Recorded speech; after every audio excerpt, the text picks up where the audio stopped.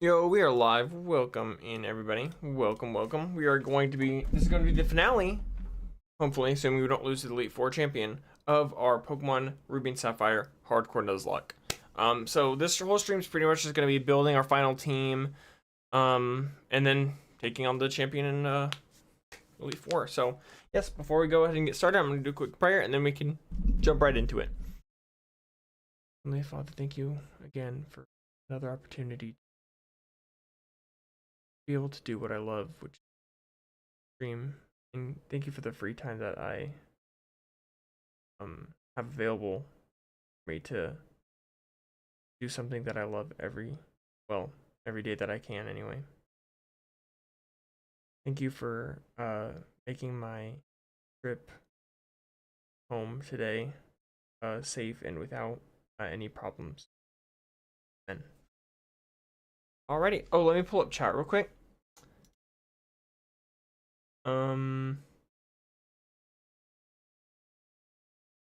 Almost forgot. What? There you go. Oh wait, hold on.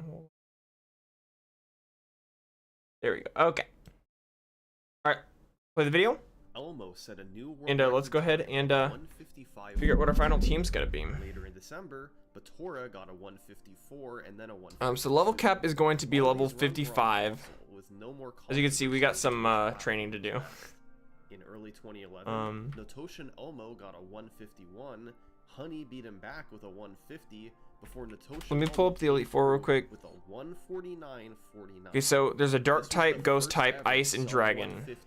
Mario 64. So we're gonna want to shape our team around that. One of its most popular records with 12 million and steel. Actually, I gotta remember steel too. So I want a fighting type for the dark type and the ice type and steel type. So fighting type's actually gonna be really clutch. And also ground type is gonna be really clutch in the Elite Four here.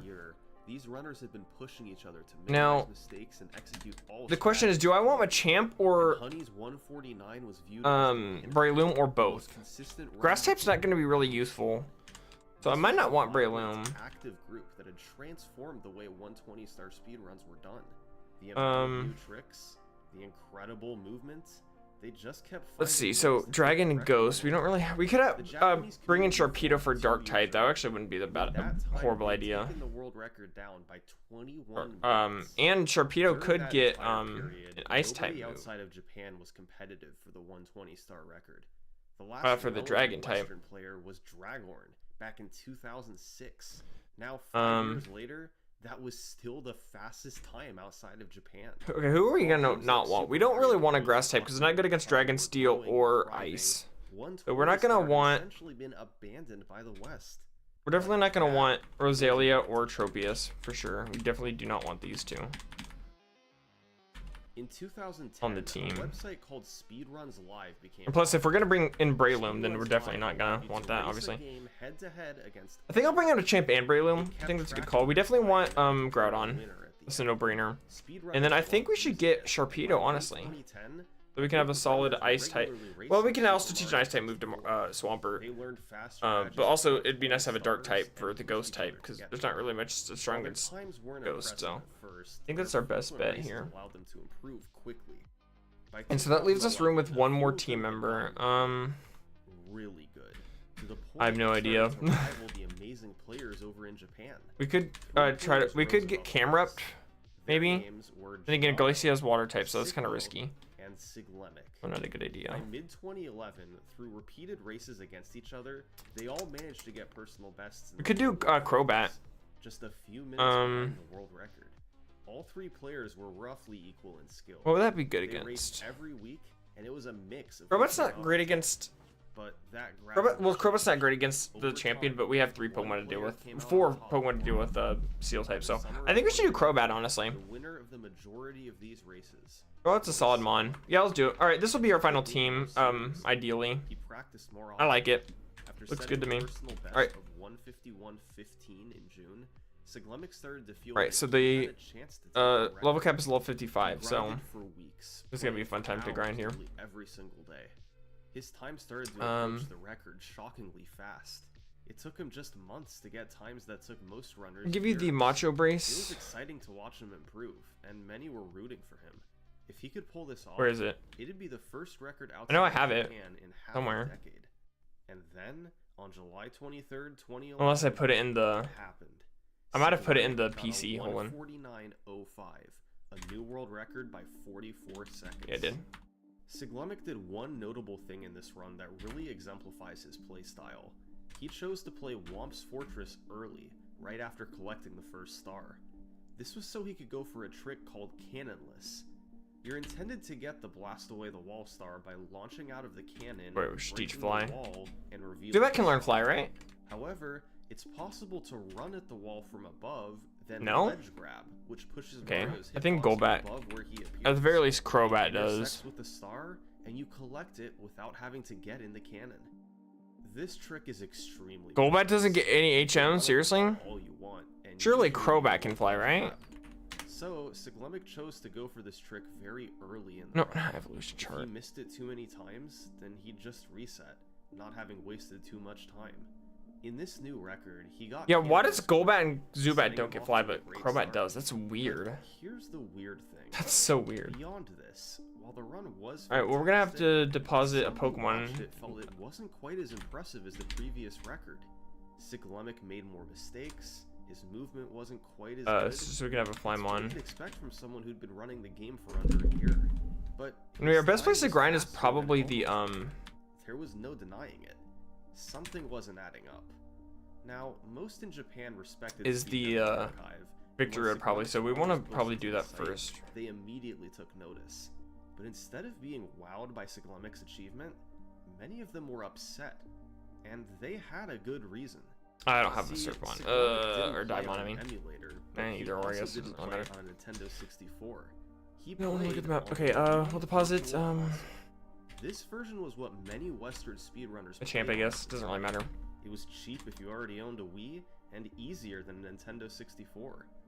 It also just happened to save a full 2 minutes from reduced loads and lag. That meant if Siglemic's run was played on an original console like Elmo's, it probably would Elmo? be 151. Elmo That's a played on fair original distance console, that's from pretty the sick. record. Siglemic's run was objectively worse. The only reason it was faster was because of Virtual Console. Now, Japan had a Virtual Console version too, but it was much slower than the US version. So if a Japanese runner wanted to compete with Siglemic, they'd either have to do so with a 2-minute disadvantage, or import an American Wii, which was very expensive and overall difficult at the time. This could have caused a massive controversy. Runners from all over the world playing on different versions, it would have been a mess. But Siglemic knew he could put an end to this. Oh no, please tell me I When Honey explained how hard it would be to beat his Virtual Console please tell run, me I don't need to get Siglemic rid of an HM responded, move here. Okay, I'll play on Ugh. Nintendo 64. Okay, going we're forward." gonna have to go to Just like that, the matter was settled. All the top Come on, does runners in anybody Japan right now in my and party the have top runner strength? in America would all play on Nintendo 64. To this day, Of top course level not. Mario 64 competition. What about is Surf? being Yeah, you have Surf. Okay, we can go exclusively forget on the Surf. original console. Over the next few months, Siglemic practiced and adjusted to the Nintendo 64, while Japanese runners continued to excel. That fall, Honey beat the record twice. First with a 149.25, then a 148. Alright, honestly, I genuinely But think in it's faster to November, go a for new Musty. runner from Japan took over. In fact, we actually want to go to He became the Pacifica because I first to believe we can implement get the a TM for crazy return trick there. at the start of the run. I'm pretty sure. LBLJ. Bear with me for a moment, because this is a strange one. In Super Mario 64, there's a trick used in various categories called the backwards long jump, where you build up reverse speed by repeatedly long jumping backwards. Now, LBLJ stands for Lobby Backwards Long Jump. By jumping into an out-of-bounds area accessible from the basement, There's no point in you repelling can it, actually. repeatedly BLJ into the basement ceiling, which extends upward. You land in a black area right outside the front door with a lot of speed built up. They have to teach then waterfall. rotate the camera to help navigate Mario toward the 8-star door and through it. No. What's the benefit of this? Well, you normally have to collect the first star of the run in Bob on Battlefield, but you can't collect all the stars there until you have the wing cap, unlocked it. Alright, does Breloom still have This means you have Sunspore? to eventually backtrack to Bob on Battlefield once you have the Okay, good. recap. We'll put you up front just so we can get our victory road counter. In the Dark World, eliminating the need to It is a backtrack Hairy and Mama, save which is a Dupe's Claws. It's a hard trick for not a huge time save. It's but also Dupe's Nero Claws, looked funnily at enough. it and pioneered it in 120-star. Go back to Dupe's Claws. Ever since Oh! Siglemic's virtual console run, the Japanese community had picked up where they left off. I guess we're not using Breloom. Improve and lower the record. I couldn't run away, seriously? Breloom's not even slow. Like, seriously? Siglemic practiced Bruh. on Nintendo 64, trying to catch up to the runners in Japan. The worst part is I doubt there's even anything in here that I can was on virtual console. After months of practicing, use. This is so dumb. On the record. I don't freaking want an Aggron, man. In 2011, Siglemic started live streaming his attempts to break the 120-star world record. He streamed to If you live, I'll brand catch new you. website called Twitch.tv, and something strange happened. His live Dude, that's stream the went stupidest live. death I've ever had in the People history had of never seen Mario anything ever. 64 speedruns before. That was Were so dumb. captivated by Siglemic's level of gameplay. It was a novel concept to play the game like this, and seeing a potential world record live. Field was our counter. exciting. Great, so we just lost Breloom for literally no reason. Absolutely wonderful. After a Love to see it. couple months, he was regularly pulling thousands of viewers. His community I swear, was this game's so determined to see stupid him sometimes. reclaim the record, loyally watching him play for hours. Oh, I gotta decide who's gonna go on my team now. Hope continued to build, while Siglemic continued to close in on the record. And it all culminated in a So, run I was gonna bring just on, after Christmas 2011. Sharpedo played a bit differently than Nero. and Machamp. I gotta figure out someone else now. LJ, but overall executed tricks a little faster. He hit cannonless, got the fast cycle and piracy that I really Nero don't missed, freaking know. and Camera up, went for a maybe. risky Camera triple could be jump good off against the champion. fin in Dire Doc's 100 coin. After all this, Siglemic made it upstairs 25 seconds ahead. I don't know, what about Dust Noir? Or not even Dust Noir. You don't even have freaking have access to you. The fast execution Those clips actually is good. upstairs. It's just Practice from the past offensively, weeks it's paid off. atrocious. So Closed no, out the probably last not. few levels, defeated Bowser. I genuinely think our best broke the option here world is gonna be record camera of up. 4,500 viewers. This record Alright, made whatever. Siglemic an internet phenomenon. Threads appeared on all different forums. News articles were written. Everyone wanted to hear about the man who'd broken the world record live on stream. Siglemic had escaped from the niche of speedrunning. Yeah, let's take on entered Walling. mainstream pop culture. Oh, we don't take on It Wall was at the end. I most forgot. attention speedrunning had ever received before. Many wondered how they could get involved, while others were happy to have just witnessed it live. That's seriously After didn't all watch was that. said That's and done, embarrassing. Siglemic was satisfied and stopped playing 120 star. So, the Japanese community was able to take over once again. The three top runners in the world were Siglemic, Honey, and Nero. So it was only fitting that I don't once have a flash Siglemic one, do broke I? the record, Honey and Nero quickly followed suit. In March Of of course 2012, Honey got a 147.05, Let's go to pause. then Pause. Nero got a 146.35. No, let's just go to pause as well. Whatever. So, the ball was back in Siglemic's court. I don't remember. He Is resumed Zero streaming attempts dead or to alive? I play. genuinely actually don't know. This time, he ran into some serious adversity. I actually genuinely don't know Throughout if they're the alive or spring not. and Summer of 2012, Siglemic streamed often, but he wasn't able to break. Where's through. Flash? He was still getting a lot of viewers. Flash is captivating the a, attention of speedrunning fans. It's a move, everywhere. not a. Yet this time, HM, isn't they it? weren't rewarded with a new record. Wait, I'm. Siglemic was in Hold on. the Do you news. know Flash? He had an No, you do not. enormous Okay. live stream, played the most Who knows popular Flash? Does game, anybody in my and box, really wanted to reclaim dead the or record. alive, know Flash? So, that summer, he devised a plan. A plan that, to this day, remains a famous part of speedrunning history. The August Marathon. Throughout August 2012, Siglemic was going to stream for 12 hours a day. Do I even have the? every Do I have the single TM for day, Flash and at the very hopefully least? lower the world record as much as he could. Siglemic's August Marathon is a legend from the old days of speedrunning. No, of Unlike course his not. previous streams, Siglemic put Unless I'm splits on the blind, but I screen, don't so think I viewers am. can follow along and see exactly how far ahead or behind. I you guess are. we're doing this blind Splits because on I don't the freaking stream have were enough to keep viewers any captivated. mons with Flash for some Despite reason. hardly talking at all, not even using a microphone for extended periods, viewers poured into these You're streams. dead, right? No, you're Every not dead. day, I had he'd used Death Fodder, but regularly have you a never few thousand technically viewers died. as a baseline. When he got on world record pace, it'd go up to 7,000, 8,000. I don't have a single one to flash. I don't have the HM or the move. And keep in mind, I'm so confused right now. In the year 2012, despite the speedrunning community being much larger today, these types of numbers are practically impossible for a modern speedrunner to achieve. Today's viewing base is divided. When I get flash from hundreds or even Duford, thousands of streamers playing live at the same time. But in 2012, Siglemic was one of only a few speedrunning streamers, and he was playing. I just never talked to him. Wow. Okay. At the highest level. It was a perfect storm of conditions that often led to a viewer count above 10,000. One of the biggest live streamers in the world. They didn't care about a face cam, a microphone, or any of that. They just wanted to see an amazing player destroy their video game. There's only one problem. Rosalia's not dead, right? Deleted all of his Mario 64 I know gameplay. I know I lost a Pokemon in the gym. I just don't remember who. Has very little surviving footage. Thankfully, a few of his viewers were recording his stream. All right, I'm gonna have to pull up my last stream because I know I lost a Pokemon during the gym battle, right? Deleted from YouTube. I just don't remember who it is. His August marathon is completely lost to time. That being said, here's what we do know about the marathon. Siglemic started on August 1st, and for the first 3 days, nothing notable happened. Oh no, I did lose Dustox. On August 4th, he got. Oh yeah, I lost Dustox and Magneton. That's who I lost. It was Dustox. So you know, Rosalia should be legit. No, Rosalia wasn't even in the fight. Okay, yeah, Rosalia's usable. I just want to make sure. During his August marathon, he had to come out of his crouch before jumping, then messed up his angle toward the star.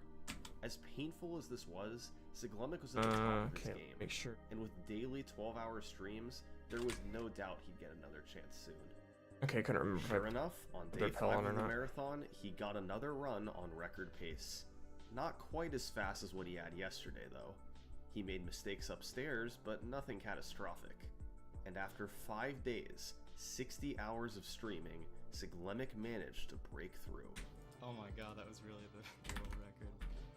14,000 viewers had just witnessed a new world record. Once again, the news made it around the internet. But this was only August. Pretty sure Azumarill's dead. I'm just not going to use it just in case. 3 weeks to go. His record was 1. But I genuinely don't remember. If he could clean up mistakes in Tiny Huge Island and Rainbow Ride, a 145 was within his reach. Not much happened on day 6, but on day 7, Siglemic set another new record, 146.21, just a 2-second improvement. Unfortunately, no footage of this run survives today.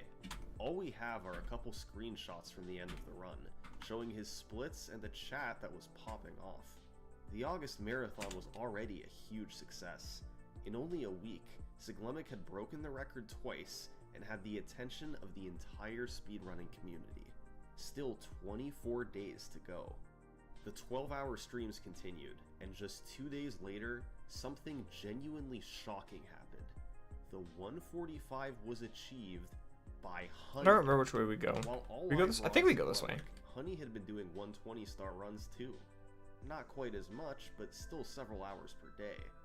The final time was 145.41, and the video still exists in its entirety. The most notable part was a new trick he went for called Pillarless. Normally, to enter the top of the pyramid, you must reach the top of all 4 pillars to cause the pyramid's top to fly off. Pillarless is a complicated trick that skips this. You throw and re-grab a Bob-omb just before it explodes, pushing Mario backwards, then enter a state called hands-free holding and carefully navigate inside the top of the pyramid. It's very risky to go. Your bro's just setting up and I do not like it. Speed run. I don't know what to do. All my Pokemon are freaking... He simply played this is not good. I'm gonna lose him on here, I think, genuinely. I might sacrifice you here. Siglemic was a good sport about being beaten. After all, he had 22 days left to beat him back. Surely that would be enough time, right? I'm gonna have to go to grid on here, I think. It took him 3 hours. Solar Beam, is that what just happened? What just happened? But on the Fire Blast, man. Dear Lord. Beat him. I was that one rando trainer, like the scariest thing to ever happen to me. We have but one screenshot of Does Wally have any grass types? Surely, right? Using their mind in the chat. Very little is known about the run itself. Judging by his splits, I gotta look at Wally's team. In shifting Sandland I genuinely don't know. Time save in Rainbow Ride. No, Rose. In just the first 9 days, Wally has a marathon, rose read for Cyclemic sure. set 2 records. And it doesn't matter because my freaking Then reclaimed the record. browser is Couldn't frozen. ask for a more exciting start. It's literally, my browser's literally frozen. I can't do anything. Continued every day for the rest of the month. Whatever, it doesn't matter. I'm pretty sure Wally has a rose raid. But over the final 22 days of So, August, he didn't set I any new records. Right. While we have a poor account of these need to remaining grind 22 actually. days, Like, I Cyclemic actually was legit known think I need to have grind some here. close calls. On August 23rd, he had a beautiful run. All this info comes from a single post on Reddit. He seems to have had a modest lead. I think I need to grind before I take on Wally, which is really freaking hilarious and sad at the same time. More time upstairs. He was about a minute ahead of his 1:45.35. I don't want to fight anyone. I just want to get out of here. I don't have dig or escape rope, so Something went horribly wrong at Rainbow. I think I'm genuinely trapped. Multiple times through the rest of August. The month ended with no new records, but it felt like a No, I don't want to fight. 1:44 Oh, well, I have to fight them. Great. Even though the daily 12-hour streams were done, Cyclemic was still motivated. And right on cue, on September 1st, he came through with the first ever 144. This record is notable for being one of very few records from Cyclemic that survived in its entirety.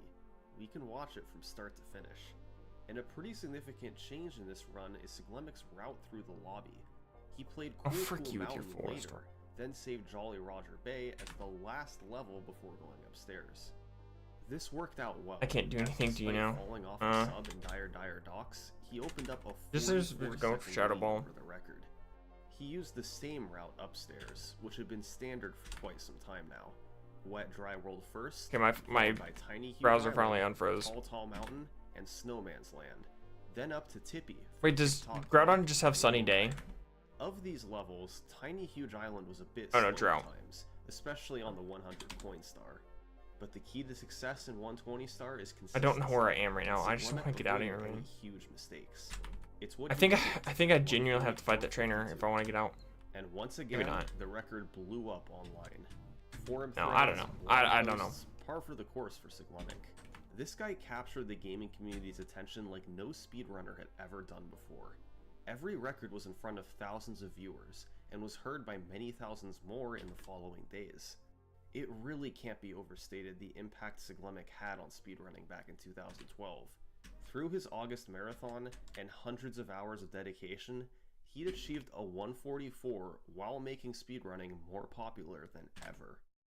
Throughout the rest of 2012, Cyclemic played the game off and on. His motivation dried up a bit once there were no threats to his record. He developed a cycle where he wouldn't play for several weeks, then came back and did a 12 or 24-hour stream. It seemed like a perfect run with his strategies and skills could be a 143. I'd have Golbat out He front had a so I high can 144 right now. get this He'd friendship have up to take while I'm about a grinding. minute off. It was possible by cleaning up mistakes, but sustaining that level of gameplay over an hour and a half would be tough. This is not worth In October, like staying out and Cyclemic risking took a it. step in that direction with a 144.23. As opposed to his last record, practically nothing is known about this run. No footage exists, and no splits. Lord, everything could just run. All we have are a couple screenshots someone posted to Reddit seconds after the end of the run. Cyclemic continued this sporadic playstyle over the next couple months, and on December 19th, he came through with one more world record, 144.01. This is another run with a full surviving video.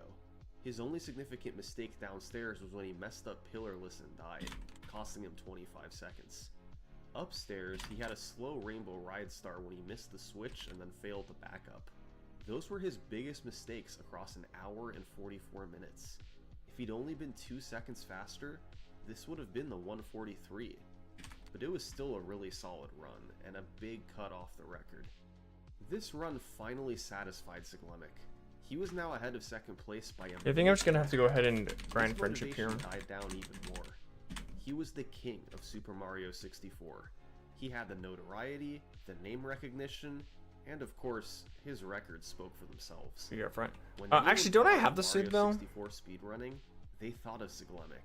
He ran one. If not, live at I Awesome think Games I can go get it. January Yeah, I do have the 2014. suit though. This was the first time most people had seen him before. Many called his run the best part of the week-long marathon. Entering 2013, Cyclemic's streams really slowed down. He went months at a time without playing. A 143 was still possible, but it wasn't a high priority for him. There was no telling how long it'd take for him to be dethroned. Way ahead of everyone else, with his legacy already set in stone, Siglemic rode off into the sunset.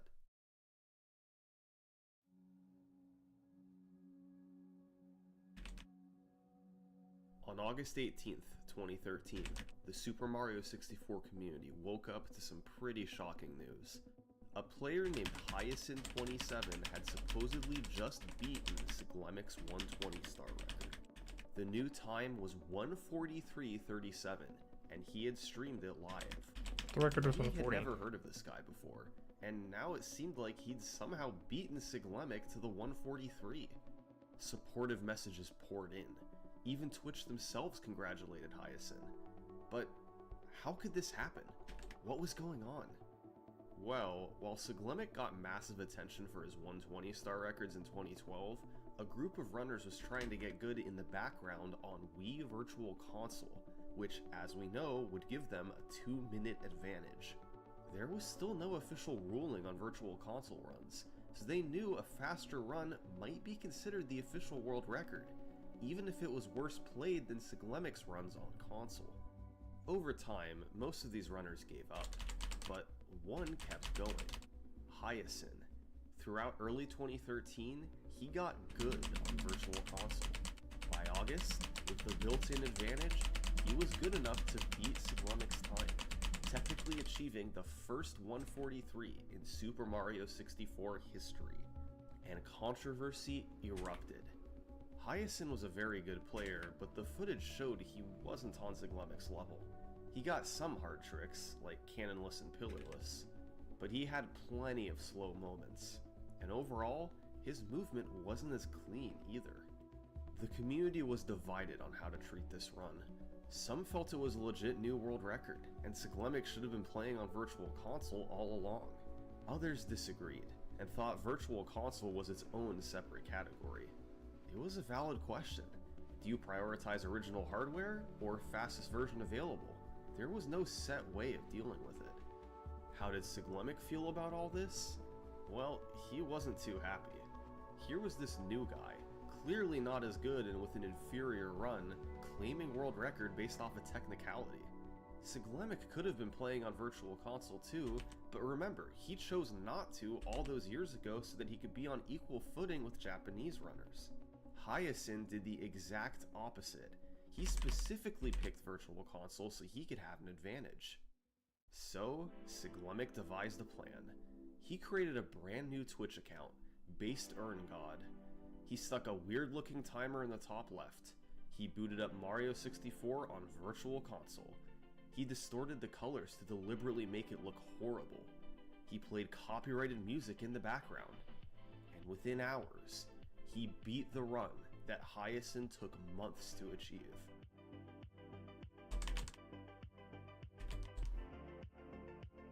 Siglemic had made a statement.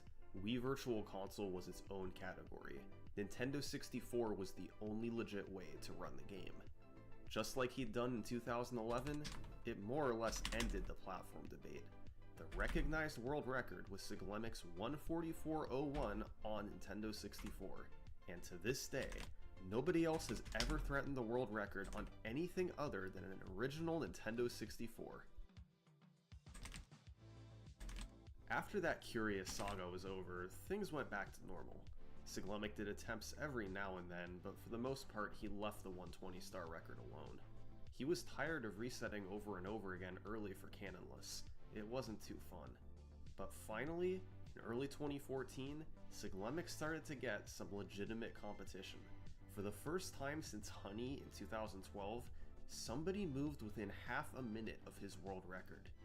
The runner's name was Puncation. Punke started running the game in 2012, inspired by old school runners like Giano and later Siglemic.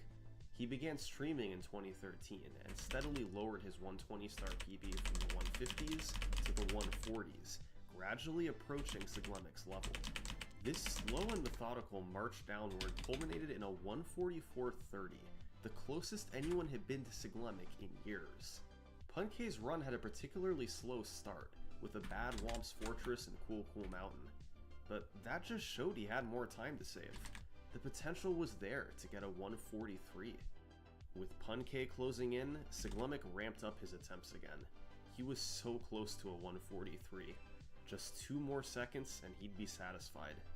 He started doing 24-hour streams of 120 star, and supposedly had some amazing attempts.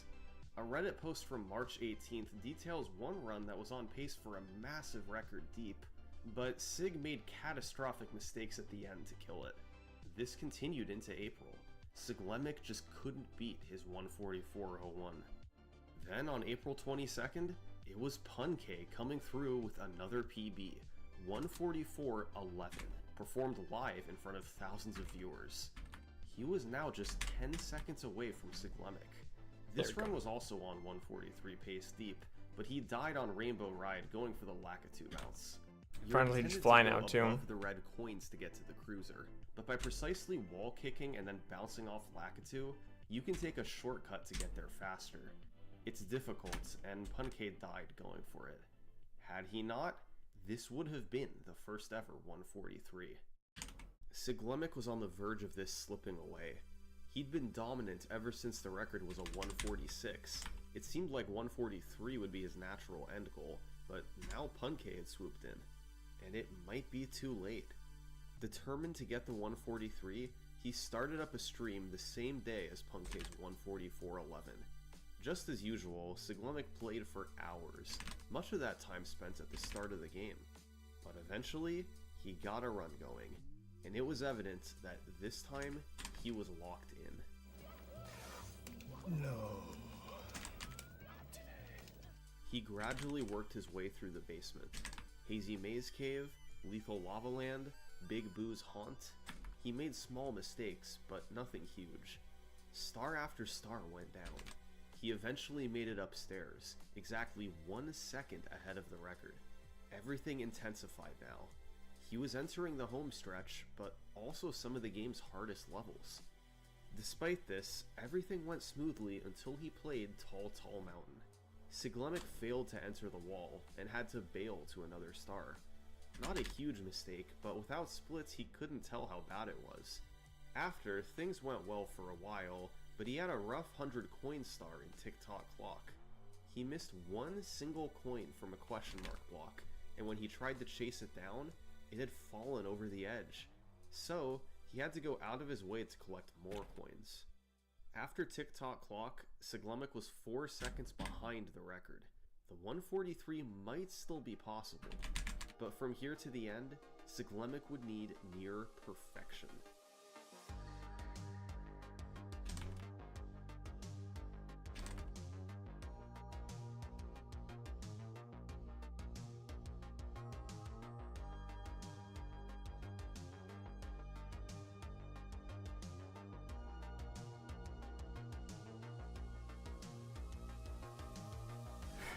Alright, 143. That's it. I just got 143. That was sick. Overwhelming relief. After years of the 144.01 being on top, finally, the 143 was real. And despite PunK making a push, Siglemic was the one to achieve it. While he did have his share of slowdowns, the ending of this run was amazing. Close to perfect gameplay throughout Rainbow Ride and Bowser in the Sky. An extremely well-deserved record, and a massive milestone in the game's history. That being said, most thought this record wouldn't last long. It seemed inevitable that, any day now, PunK was going to take over. His time was on a collision course with Siglemic, and sure enough, just a day later, PunK got a 144.05. The runners were separated by just 12 seconds, but instead of defending his record, Siglemic switched categories. He'd already gotten what he wanted from 120 star, so he was content to sit aside and watch what PunK could do. After a few weeks, PunK's time still remained at 144.05, yet his abilities improved all the while. He was building up the skills he'd need once that world record chance presented itself, and on May 22nd, he got that chance. First off, PunK still wasn't going for LBLJ. Why? Well, for one thing, there was a misconception of how much time is saved. We know today it saves about 10 seconds, but back then it was believed to be a much smaller time save. But skipping LBLJ was also reflective of PunK's playstyle in general. He had the reputation of being a bit of a safe runner. He was capable of great movements, and had an extremely high skill level, but he didn't always go for the riskiest strategies. Compared to Siglemic, he lost a small amount of time from his gameplay, yet also made fewer mistakes. It meant he got more runs going, with more chances at the record. In this particular run, PunK fell a bit behind early, but avoided a death that Siglemic took during Pillarless. So heading upstairs, he was 15 seconds ahead of the record. The name of the game upstairs is consistency. Since 120-star runs are so long, filled with non-stop tech and execution, small mistakes are inevitable through the run. The key is to avoid the big mistakes, especially upstairs, and that was PunK's specialty. Even though his movement was a bit slower, he made up time by making fewer mistakes. This consistency gave him a lead over the record going into Bowser. But despite over an hour and a half of clean gameplay, he still had to land 3 Bowser throws, or it would all be for nothing.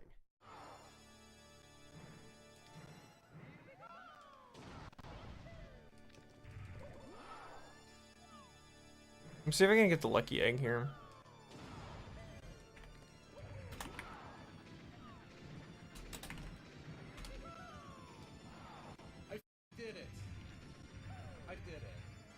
Oh, no, okay, lucky egg's not possible in this game.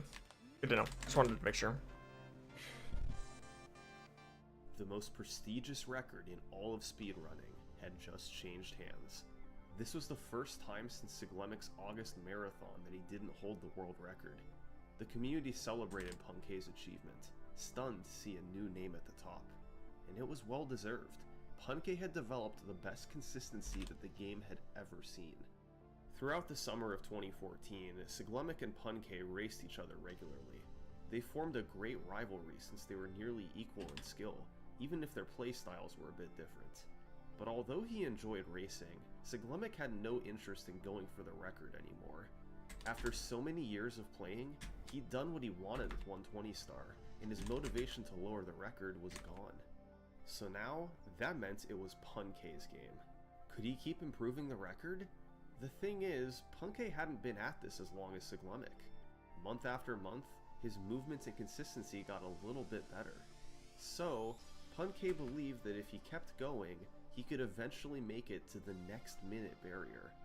While the 143 was associated with Siglemic, maybe PunK's time could be the 142. That July, he embarked on a journey to try and get it.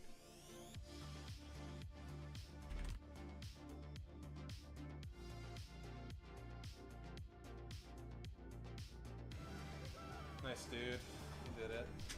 Nice dude, good gameplay. Alright, that's a new world record. I'll take it. I still don't think this run is that good. Who was the last one that was gonna have on my team? I know these guys. Who was the last one? No! No, dude, why? Was it? Are you freaking kidding Was it? I think it was camera up, right? No, it wasn't camera up. No.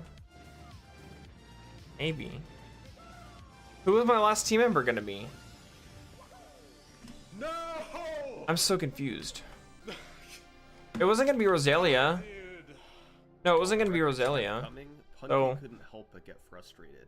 He'd come so close. I don't know. Only to have it slip away in the final seconds. Maybe it was camera. By late July, he'd No. set 5 world records. Is in it? a Was row. it? No. Pretty incredible given how nobody had been able to dethrone Siglemic for so long. I don't know who it was. Now that PunK had taken over, he was pushing the game to new heights. But the 142 still eluded him. I have Crobat in my party. On July 28th, PunK I'm opened a so I don't know. 10-second lead early. He maintained I that genuinely lead don't all know the my way last through the team. basement, with his only mistakes being relatively minor. He then balanced a big time save in fire. Maybe it with was a bad camera. Jetstream star in Dire Docks.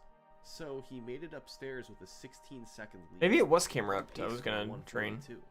He Maybe. then played a classic puncation upstairs, consistent and clean, without any huge time losses or. I don't think camera's not gonna be good against really anything except for the champion. I never give a million to put one for them. Those. He was far enough ahead that even with a mistake, he would still be able to get the 142. But the pressure was on. He No, I still don't had know. to avoid I don't know who dying it was gonna or be. Something else catastrophic. Maybe it could just be a I sack remember mon. I don't what know. happened last time.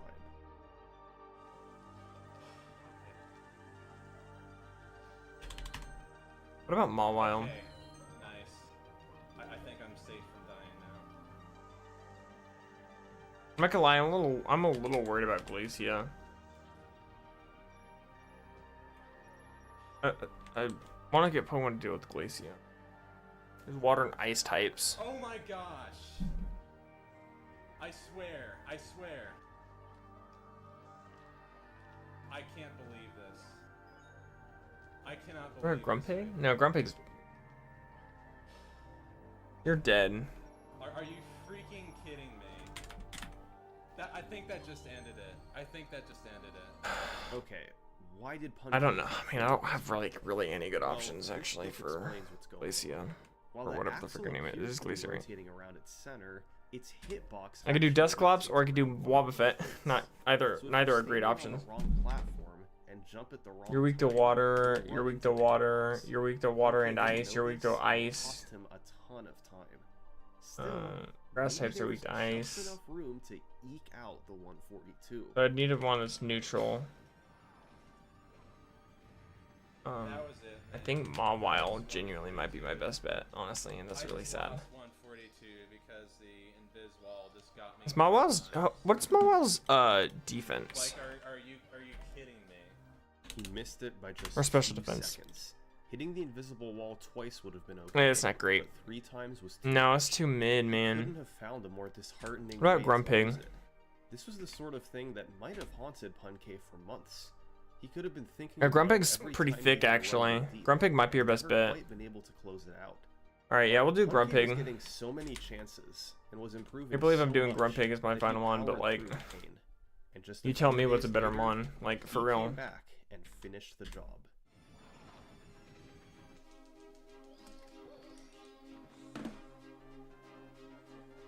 Oh, 142.59. By the skin of his teeth, this was the run. I PunK had been genuinely chasing cannot hit after ghost types. all summer. And yet, he barely seemed to care. Probably because he knew his work wasn't done yet. The run started with a slow Womp's Fortress, and in Fire Sea he fell down to miss the cycle. Those alone were Okay, so 30 this is not a seconds good of place to awesome grind from a time champ, save, not purely to 'cause I mention can't other small kill mistakes throughout the Dude, run. ones. So, rather than being Like, it's- satisfied anyway. with the 142, PunK just kept going. On August 16th, he got a run that I don't know. capitalized There's on not the really a Womp's great place for you to Fortress grind, Fire honestly. time save, Except for the but got hit by a Victory shark Road, and even then, box. not great. Bad. No. Despite that, he Honestly, I'll kept just going I'll very just keep clean grinding on here. the I don't really have stairs. much of a choice. Going into Rainbow Fortunately. Ride, he had a 13-second lead. Nearly perfect rainbow ride so far. This is exactly what I need. You know I what? don't wanna You get know an what? Maybe I do have a improvement choice because frick or this. whatever. This is taking way too freaking long. I don't want to get an improvement by like 2 seconds or something. Can't believe I'm saying this, but let's do Fall Arbor Town. I just screwed it up. Oh my gosh, I just. Yeah, dude. Okay, so maybe not the record he was looking for, but he wasn't done yet. About a month later, PunK got another small improvement, 142.55. This time, he had slowdowns in Lethal Lava Land and the Vanish Capstar, but made up for it with a very You know what? Screw it. Let's just experience train him, experience share him. It all balanced out for another unsatisfying record. Finally, on September 24th, PunK got the type of run he was looking for. Over the past few weeks, his Where's the movements experience have been getting better and better, and it all came together in this one run. He gained time through the lobby, through the basement, and made it upstairs You have the experience nearly share? a half minute ahead of the record. This was the fastest pace anyone had ever been on, and his Oh, you have the clean Matra gameplay brace. continued upstairs. Okay, I'm so confused right now. PunK What's going on? through the next 4 levels. Where's my experience share? Tippy, he had a 40-second lead. In the last few levels, he finally faltered a bit. A coin fell off once again in TikTok Clock, so he had to do the backup. And in Rainbow Ride, he made an Oh, why is it all the way up there? mistake. What? Still, he managed to keep a good shot. No, I don't want to go to the and summary. culminated in a final time of 142.41, a sizable world record, close to what he was looking for. Had Tippy gone as smoothly as the rest of the run, this might have felt close to unbeatable.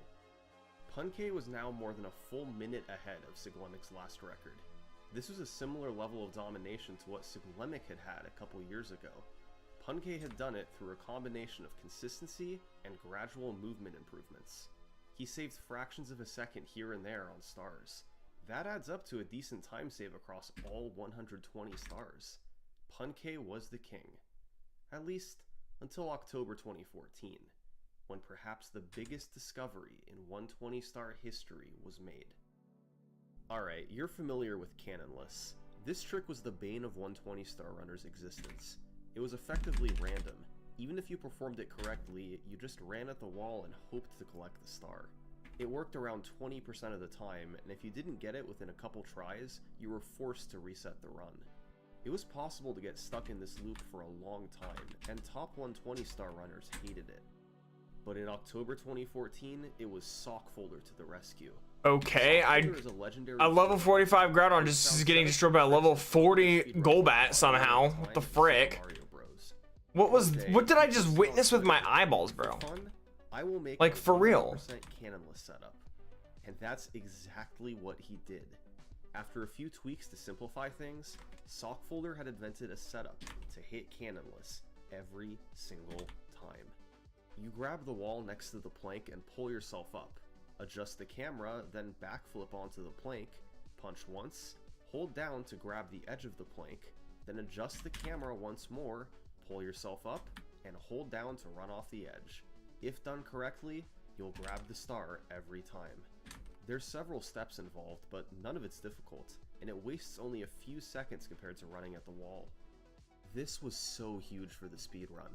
Runners no longer had to waste hours trying Cannonless over and over. They could get so many more runs going. Now, it was only a matter of time before PunK would get another record improvement. He continued doing attempts in late 2014. Keep in mind, the record he was up against had a very fast start. It was only in Tippy that it began to bleed time. So on December 18th, despite falling as far behind as 28 seconds, he was able to bring it back. He had a very clean tick-tock clock to save 14 seconds, pushing him into the lead. And in the home stretch, PunK preserved that lead. He landed all 3 Bowser throws and closed out the run as a 140. Such a bad freaking move. This was PunK's 11th consecutive world record. Since taking over, he'd taken exactly 1 minute and 20 seconds off the 120 star record. The simple reason for this? PunK had consistency that was unrivaled, even by Siglemic at his Where's my best. mouse? While Don't you love it he when your was mouse just equal in skill goes in freaking missing mid-2014, into oblivion? As the year I don't went know. on, Siglemic I was just stopped curious to playing see if and the PunK just pulled away. As of late 2014, that would was one the shot. state of 120 star. PunK was in full control of the leaderboard. The new Cannonless setup had opened the door to new possibilities. While PunK had already taken the time to a mid 142, there was certainly room to keep dropping it with more attempts. The future. I don't see a scenario where we're gonna do it.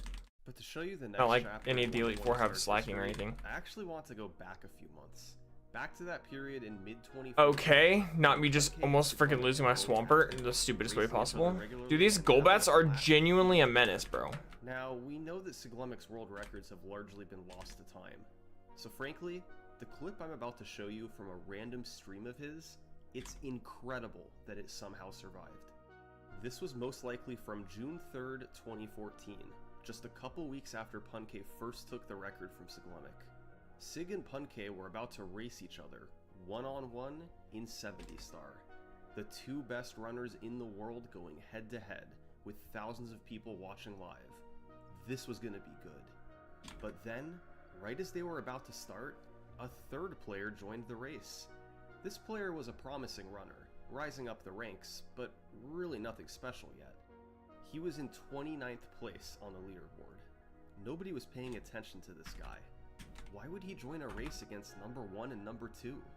But maybe he was confident for a reason. Although he got crushed by Siglemic and PunK in this race, he wasn't discouraged. And over the next several years, this guy would go on to set more world records, and perhaps have the greatest legacy of anybody who has ever played Super Mario 64. And the very first time that people heard his name was this clip from Siglemic's stream. Dude, who's this random dude? Cheese05? Why did you join this race? This is the race between two titans. You'll get f***ed.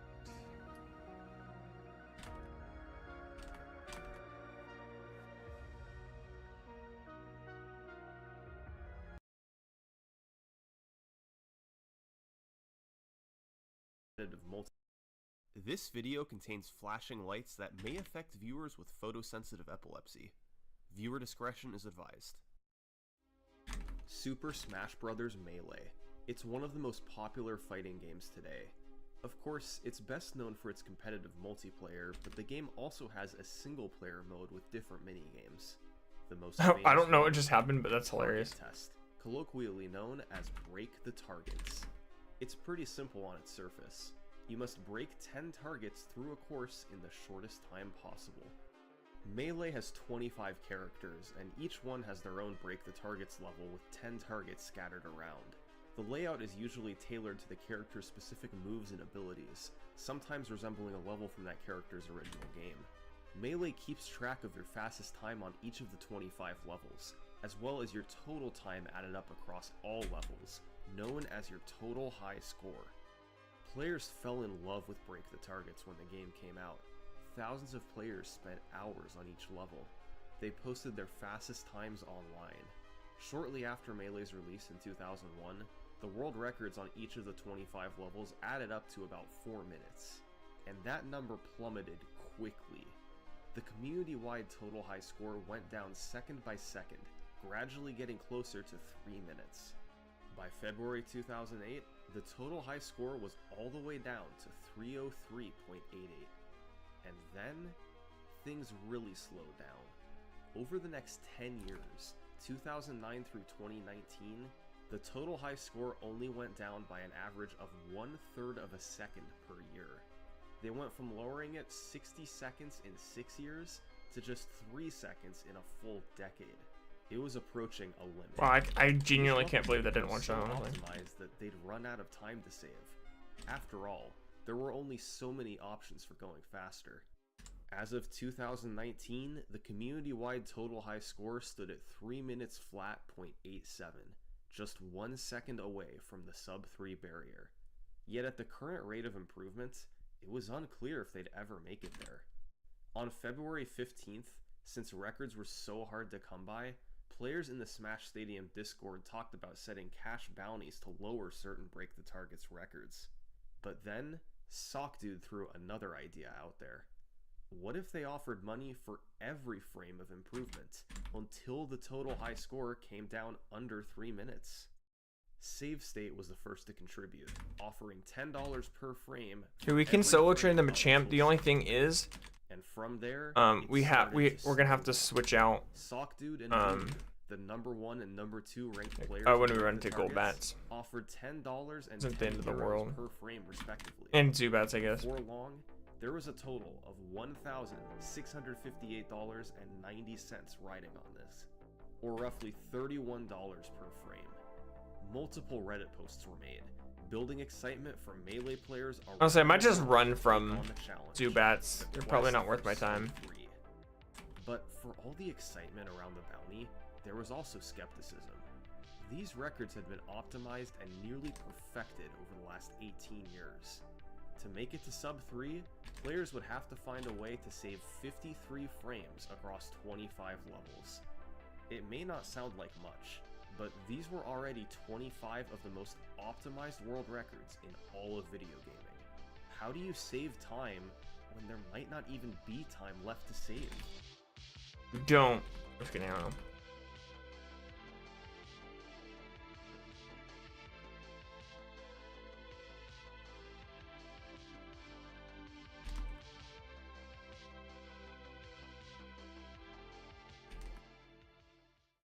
Hey there. I don't believe we've met before. I'm Summoning Salt, and I'm here today because I have an exciting announcement. Introducing, for the very first time ever, the Summoning Salt VHS collection. Now, I totally bought I one. love physical media. I'm not even and joking. I love the nostalgia of VHS. This is something I've wanted to do for a long time. Every few months, I'm going to be re-releasing one of my videos on VHS. And the first entry in the Summoning Salt VHS collection, Halo 2. It comes with professionally designed, beautiful box art with a teal VHS tape inside. Of course, the tape itself is playable, featuring my 2023 upload, The History of Halo 2 World Records, edited to 4:3. I even updated the video, showing off what's happened to the world records since the original release. The only place to watch that is on this tape. I want to do a whole bunch of these. That's a shiny. With all my classic videos getting a release. Hi, shiny Golbat. And more I'll be able to do in the future. To purchase it, go to summoningsalt.com. Didn't see Hit this the coming. full details for the full description and pictures. It's available for $34.99 for the next 14 days only, then it's gone forever. Start your Summoning Salt VHS collection today. That's summoningsalt.com. Only available for the next 14 I can't days. really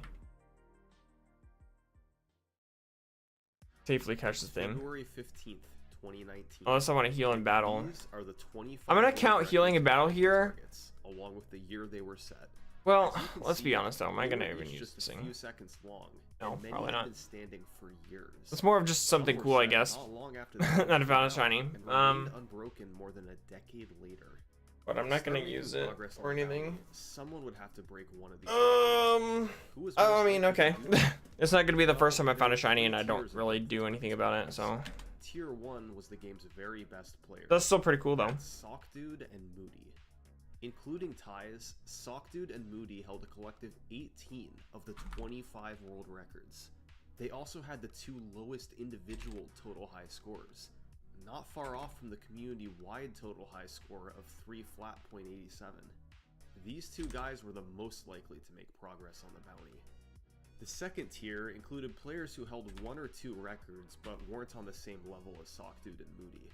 Players like Chaos6, Sam the Digital, and Demon9. Highly skilled players, but not quite as dominant. The bounty could be just what they need to chase more world records. And then, the third tier was the unknowns.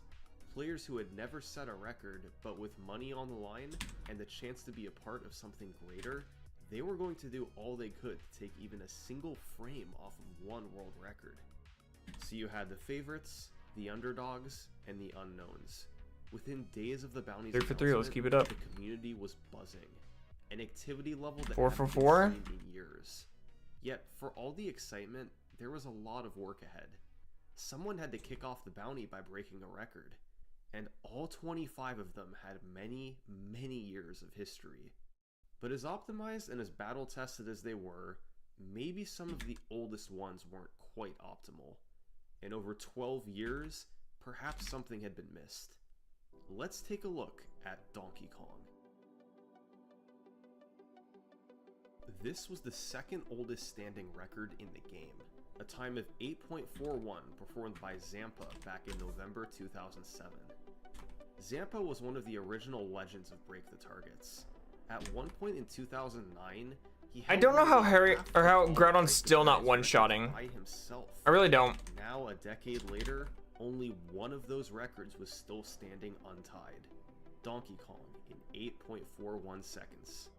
Why had this record stood unbeaten for the past 12 years? Well, this is everything that went into Zampa's time. Targets 1 and 2 are on either side of DK as he spawns in. It's blocked by the text, but Zampa starts by doing a pivot, where during the initial dash you press the opposite direction for only 1 frame to turn around in I'll place. see that's over He slash. then jabs, which breaks both of the first 2 targets. Targets 3 and 4 are then Even though fairly I've been using straightforward it, as he just you know, I jumps need up and to- breaks them. To reach the next targets, Zampa performs a series of wave lands, which is a variation of wave dashing. By doing an air dodge into the ground after jumping, you essentially cut off each jump early and instantly land, then become actionable again after just a few frames. This let Zampa do several jumps in rapid succession. Just after hitting target 5, he performs another. You can learn wave Thunderbolt? dash Really? Cancel. You usually have lag upon landing, but you can cancel. I can always that reteach by Fire Blast. teetering animation Probably that a think I character should. gets from being on the very edge of a platform. So he lands as far to the left as possible to teeter, then buffers a dash right. I could teach dig to moving you. as I mean, quickly as it couldn't hurt to have some possible. coverage The on next you. 3 targets are so. straightforward. He breaks targets 6 and 7 in the air. Can't you also then learn he Earthquake? does Yeah, a you can. neutral arrow When does to Swampert get Earthquake? Finally, Zampa does another edge cancel after target 9, then does a fast fall by pressing down while falling, and then hits target 10 with Your another Swampert gets neutral Earthquake. area. Stage I do that. complete. Swampert gets The Earthquake inputs at I just level described were performed by 52. Zampa in Okay. 8.41 Yeah, there's no point in seconds. teaching. In real time, it looks like this. So then I could teach Earthquake to you as well. Tough one. We'll keep it going though. Shadow Ball. It all Yeah, had I'll be teach done Shadow Ball as to you fast actually. as possible, It'd be great. not wasting frames anywhere. Exactly what Zampa had done back in 2000. Flies 2 turn though. Now, It kind of freaks me out. 2019, it was still Ow. the world record. That being said, it wasn't perfect. Yeah, I want to teach. There was one more known optimization players could go for. After breaking the 7th target, Alright, let me he check did out one Crobat's more moveset real quick. order below to Let me potentially see save if his he gets a team better frames. flying type But move. even with this improvement, it would still be incredible. It does not. Zampa. His movement was essentially perfect from the pivot at the I start. think our best all bet the is wave to lands and edge keep cancels. wing Beating attack him over would be fly. tough, but at least there was a path to doing so, unlike many of the other records. So We have who would be double the team first to here. try to capitalize on this DK time save? Double team on SunKERN, Groudon actually would be kind of Ruby, broken because or bulk perhaps up an rest underdog double team in is kind of 6? insane. Nope. Interests. I'll hold on to it Jerry for later though. 3333. Now, Jerry wasn't really an unknown Doing. You player. can also learn He'd Stealing. set a few records That can be in the helpful. past, but he didn't hold It'll any only really be records helpful until against the he was posted. Ice Yet type. he And even then, recognized an no. opportunity on DK. And a couple weeks into the bounty, We have he Aerial started Ace here playing too. After 10 Aerial hours Ace of playing, on you. plateaued I'll forget at Fly for 8.4, Shadow Ball and Crobat. just a few frames off the record. Um, To improve the rest of the way, Jerry would have to be perfect. All the and then moves had to be Earthquake. done as I fast as haven't decided if I want to He teach it continued to over the next few weeks, struggling and posting his progress. If I want to in teach it to Discord. Sharpedo And or finally, on March Machamp. 19th, Jerry 3333. That's a did tough one. this. I really don't know.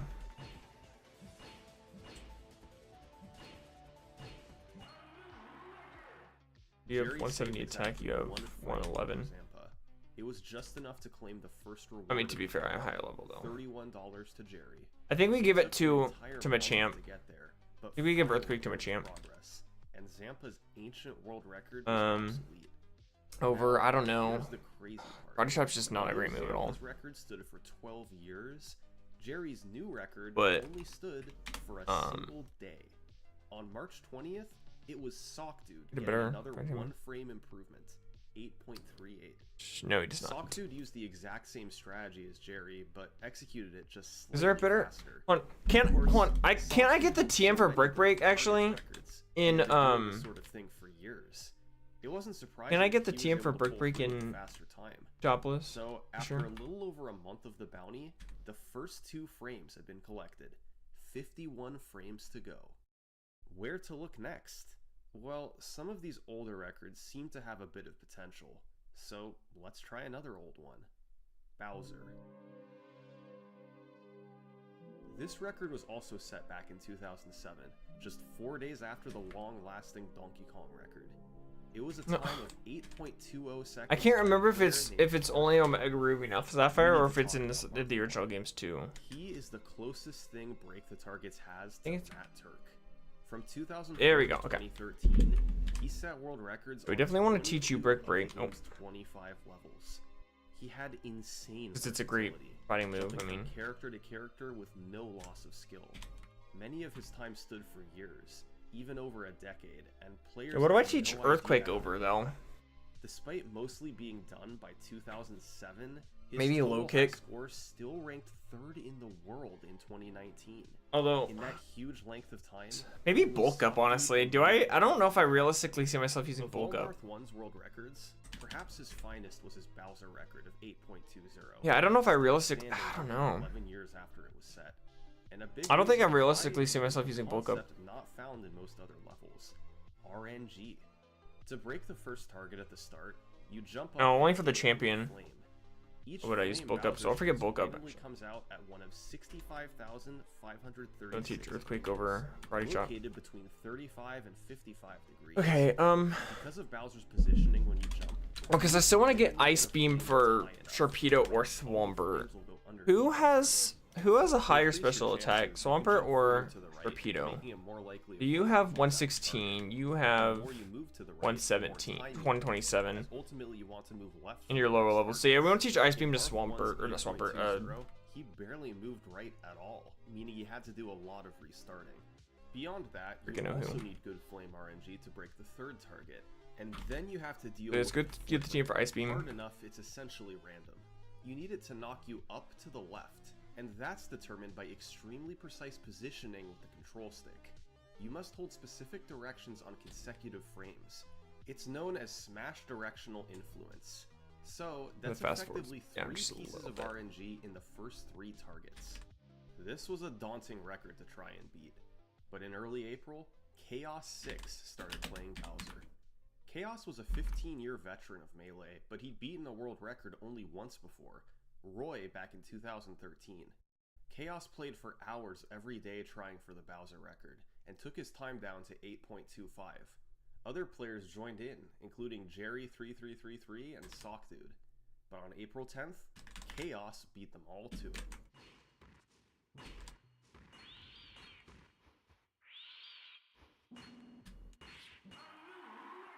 It took 12 years to beat Marth 1 by 1 frame, but it was good enough for the bounty.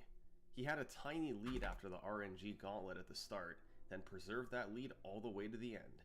$31 to Chaos 6 for a 1 frame improvement. 50 frames to go. This was very slow progress. The bounty had been active for 2 months, and there had been 3 frames of improvement. Different players had chipped in here and there, yet it hadn't led to anything huge. The remaining 50 frames were going to take years at this rate, but that was about to change. As it turned out, Chaos's record on Bowser kicked off a flurry of activity, and in the span of just 1 week in April 2019, 4 new records were set for the bounty. The first was the Bowser record that you just saw. Wait, hold on, should I go to Evergrande and get return? Same player, Not Evergrande, freaking by the name of Sam the Digital. That. Much like Chaos or Jerry, Sam the Digital wasn't considered one of the very best break the targets players. Slayport, what? He had a few characters he specialized in, ones where he had set world records in the past.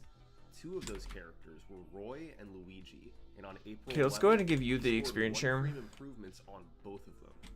With Roy, the most important part is the leftward velocity you get from the flipper midway through. Like Bowser, you more or less need to flick the control stick and hope for the best. I can't do it here. I gotta go from up and right to full left. From up here. Sam the Digital was 1 frame ahead by the time he boosted off the flipper, and he preserved that lead over dive or anything. 5 targets. New world record. Then there was Luigi. This is an interesting one since the level is so short. All 10 targets can be broken in just over 3 seconds. You press A on the first frame to break target 1. Jump, then re-jump, and press B to fireball and break target 2. Fast fall, then fireball target 3. Slip off the GameCube, wait a few frames, then fast fall, double jump, then do a back aerial to break both targets 4 and 5 at once. Cancel rightward drift by briefly holding left, then time another fireball to break targets 6 and 7. Fast fall again, drift left, then down plus B on the first frame possible while standing far to the right to break targets 8 and 9. Finally, slide to the right and break target 10. In real time, you must do all of that in 3 seconds.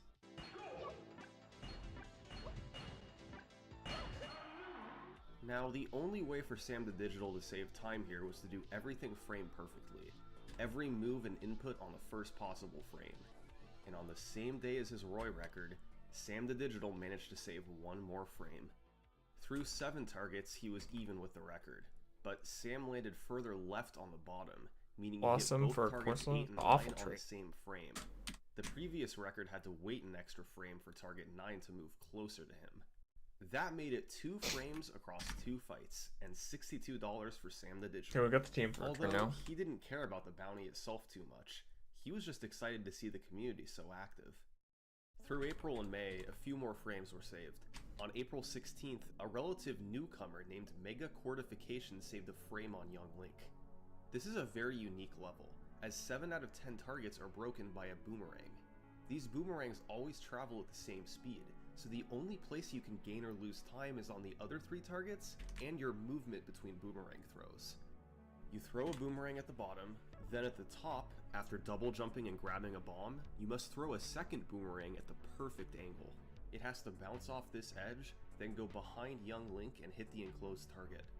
The difficulty of the 4.87 world record came from this boomerang throw, combined with the movement from just before it.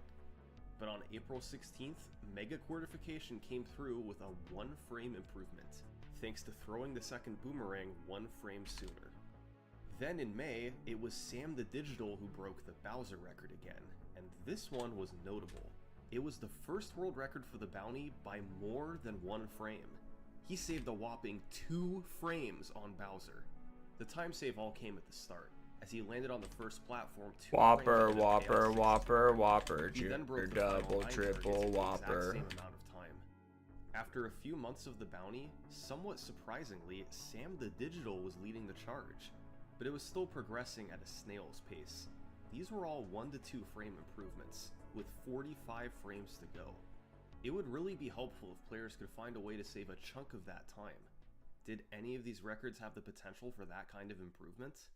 Well, ever since the inception of the bounty, there was one character that players had their eyes on, because even though his strategy was so difficult, there was believed to be room for some serious time save.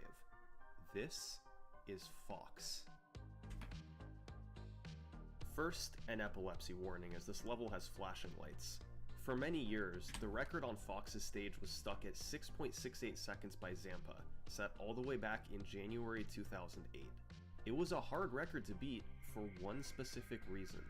Fox has an extremely technical level. There's a huge variety of moves used, and just executing the world record strategy is brutal. After breaking the first 3 targets, you have to climb a big wall as quickly as possible. That's done by doing a double jump, a wall jump, then an upward air dodge. It's very easy to lose frames here, especially on the air dodge. Then later, there's the wall jump before the 7th target, where you barely have enough time to build up the necessary speed. Zampa's record did a great job with all this, which is why it stood for 11 years. But just before the bounty, in 2019, a group of players made a push to beat it. They found a new strategy for the tough wall jump, and after a few new records, the time was down to 6.52 by SockDude. Now, that seems like it may have pushed it out of contention for the bounty, a very recent record set by the game's best player.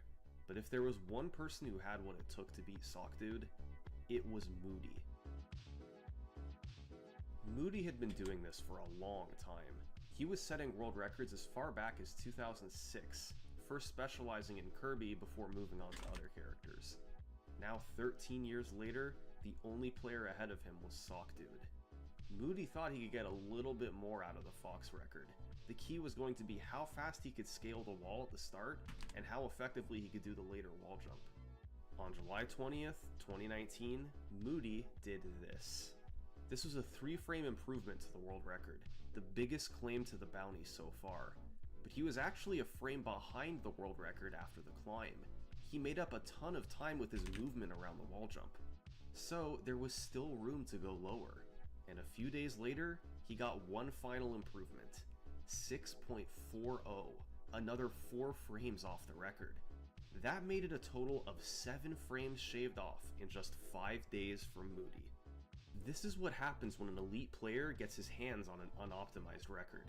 The 1-frame improvements from lower runners were great, but Moody had nearly matched their combined efforts on just 1 level. These big chunks were exactly what the community needed. Finding more like this was going to be crucial. Which of these other 24 levels would be a good candidate? As it turned out, Samus had some untapped potential too. Much like Fox, it was considered a difficult strategy, with an enormous amount of moves in rapid succession. But the existing record was slightly unoptimized, and it followed the exact same script as Fox. A top player swooped in, this time SockDude, and saved 3 frames through faster execution. Another nice save for the bounty.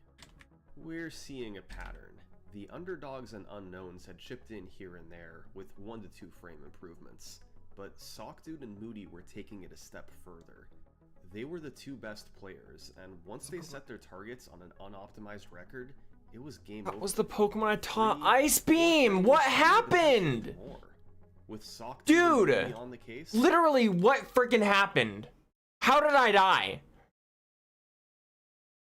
This is why you don't use TMs until you are fully grinded. How did I, what happened?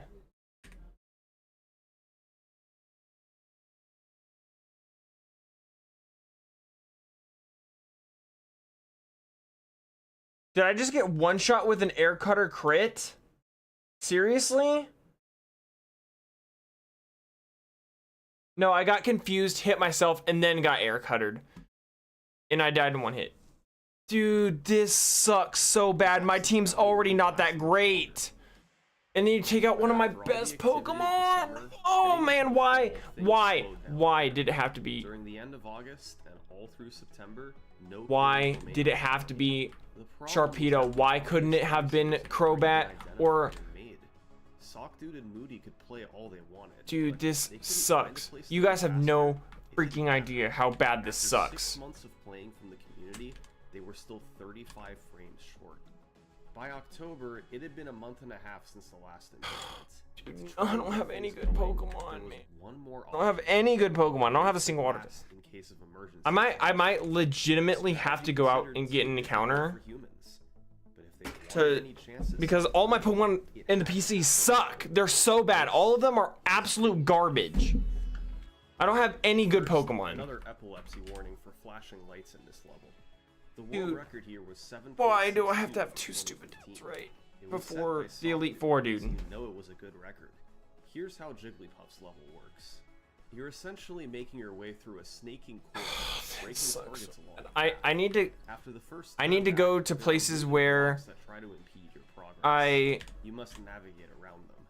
While the fastest I need to go to places where I can get water type. Where's the place I haven't gotten an encounter in Pacific yet? Broke the targets on I need a water type. at the start, broke 2 more targets in front of him, then broke targets 5 and 6 while dodging blocks, and finally slipped under a moving block to make it back left, where he destroyed the final. Should I get Tentacruel? I don't know. It's just a simple S pattern, and yet this basic level had one of the biggest untapped time saves in the entire game. Where do you get the Super Rod? There was a glitch here that could save 11 frames.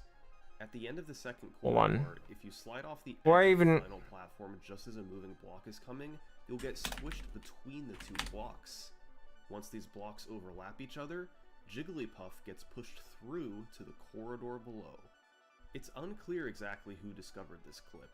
We have footage of it from a I can get another Sharpedo if I get the Super Rod here. It is a big time save over going. All right, where do I get the Super Rod? 11 frames would be I need to look where to get the huge Super for Rod. a 3 push.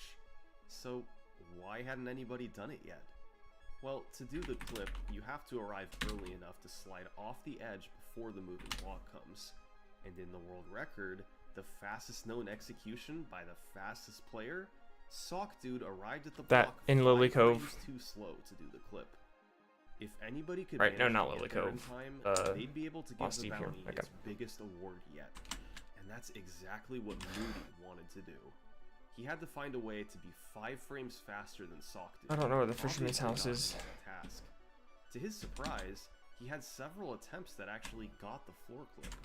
Problem was, on each attempt, he'd missed at Okay, we least can one get another target. Sharpedo at Pacific Log. When you break a target, I haven't gotten freeze an for a encounter few there. frames. And all the Pokemon I Had just he got not an missed encounter targets, Moody wouldn't have made it in time. from whatever, He did those were his Duke's attempts Claws. off and on for So. months, but he always either missed multiple targets or missed the clip. He just wasn't Now the fast only enough. problem is I Moody could also had get a the same Wailord here, which time isn't frame. great, but I'd take So, it he looked still. at the first 2 Please be targets Sharpedo. and decided to do a Yes, modified good. version of the Okay, test. I just cannot Instead of screw using up a this neutral encounter. aerial, he used a down aerial to destroy the targets, which freezes the character for fewer frames. I have to get this. I have to get this encounter. Let's go up to Bumper. So preserving the frames that you saved can be difficult. With newfound motivation, Moody poured in the attempts, and a couple days later, Moody did this.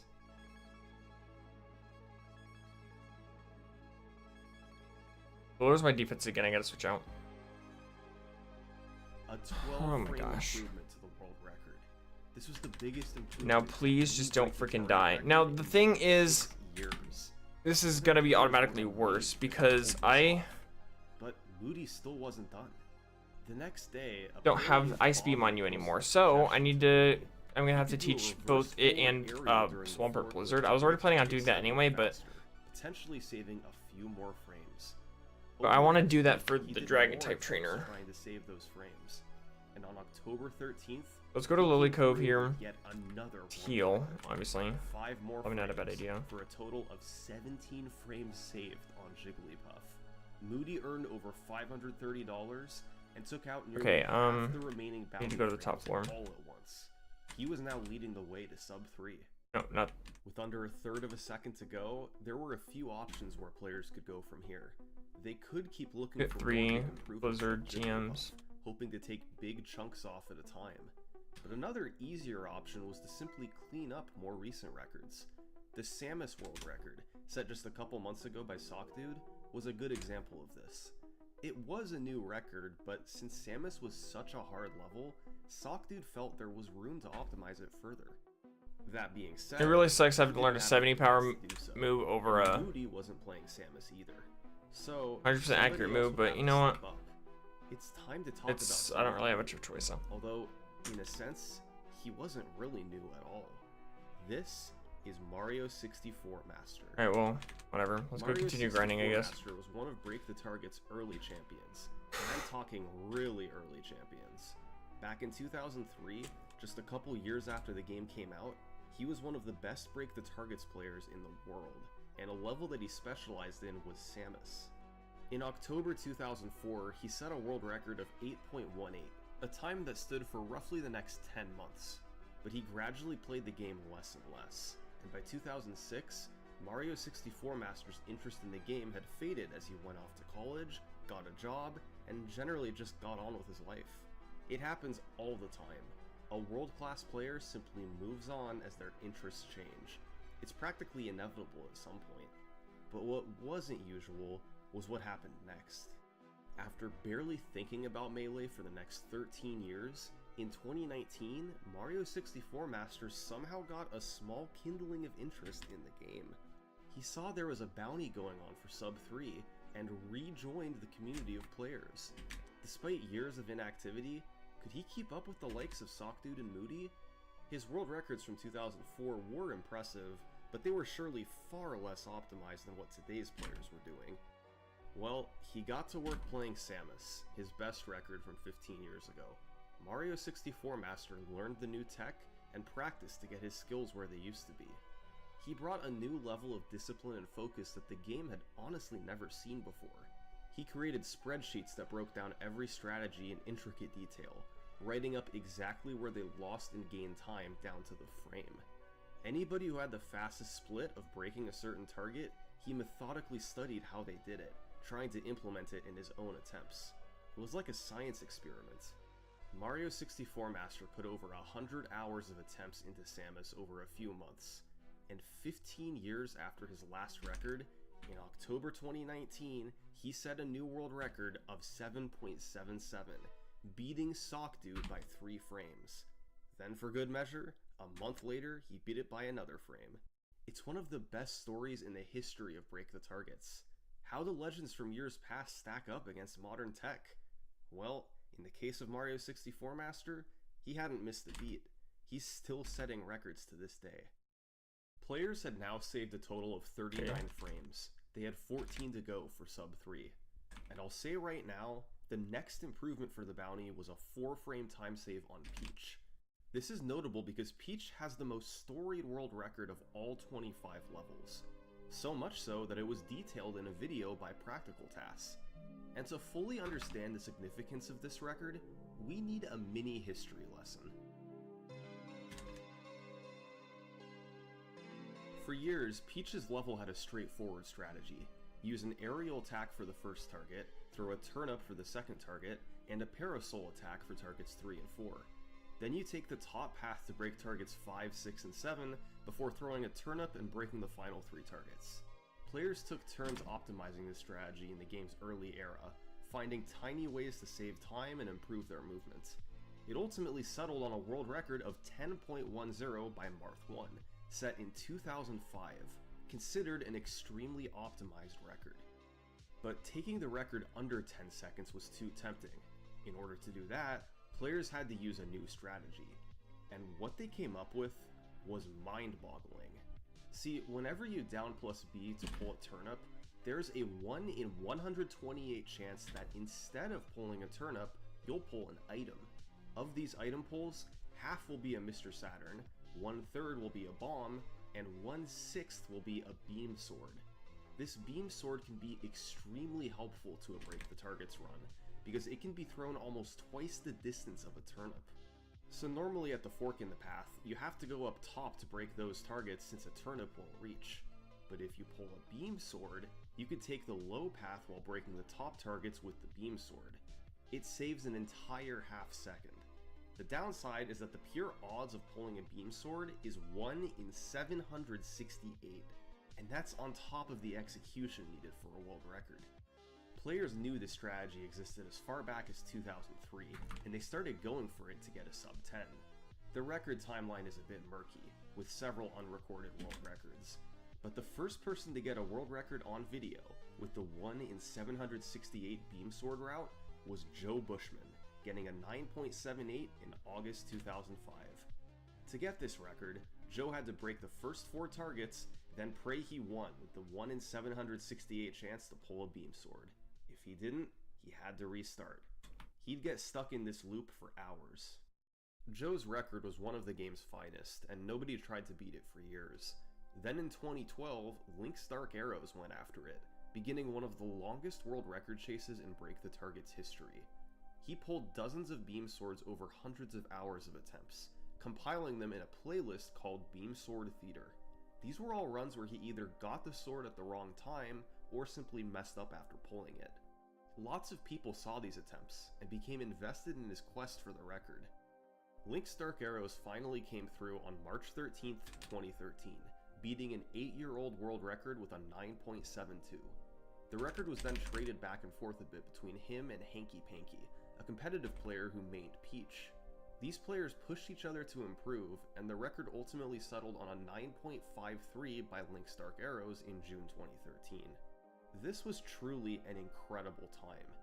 It almost tied the task from target 4 through the end, and only lost a few frames at the start. And keep in mind, that was with the 1 in 768 chance of pulling a beam sword. This time was still standing when the bounty began 6 years later. It was not considered a likely candidate for improvement. But man, is there anything SockDude can't do? SockDude implemented a new time save. At the end, he threw a sword in the air, ensuring that it left Peach's hand. Okay, so how many rare candidates do I have? I have This saved 15. a few frames over landing before throwing the sword, which the old record did. Now, SockDude still had to grind for the 1 in 768 Okay. level, get all the earlier execution, and get this hard new maneuver at the end. But of course, he was able to do it. On November 2nd, 2019, SockDude got a new world record of 9.46, matching the old task time. It's unreal how these top-level players are able to pull time out of thin air. That was 4 more frames for the bounty. What seemed like a pipe dream, something that might take years to accomplish, was now almost a reality. Just 4 months ago, after weeks of slow, grueling progress, How in the world did that not one shot? What? To go until sub 3. Now, thanks to I wanted something to do with the grass types. We need to. that number I was want down to train you to up just now. 10. These players Yeah. had a big decision to make. A lot of the recent improvements were from big strategies. Let's see if I can grind with you. I really don't know how this is gonna go, so we'll see. But those had really dried up, and now the big improvements would naturally be harder to come by. I'm Another genuinely shocked we option would outspeed be to the. just try and shave full bat. small What about pieces the of time Hariyama? until the 10 frames were gone. Some Ah, records, almost like one shots, Captain almost. Falcon, Link, and Kirby, for instance, were known to not be fully optimized and could be lowered by a frame or two. So, Let's go what ahead was and the use right way to PP up proceed? on Go for it all, or chip away on several levels. Begging. The responsible thing was to take the sure path, save a frame. Yeah, I have no two idea how here and this is there gonna go. until 10 frames had been taken off.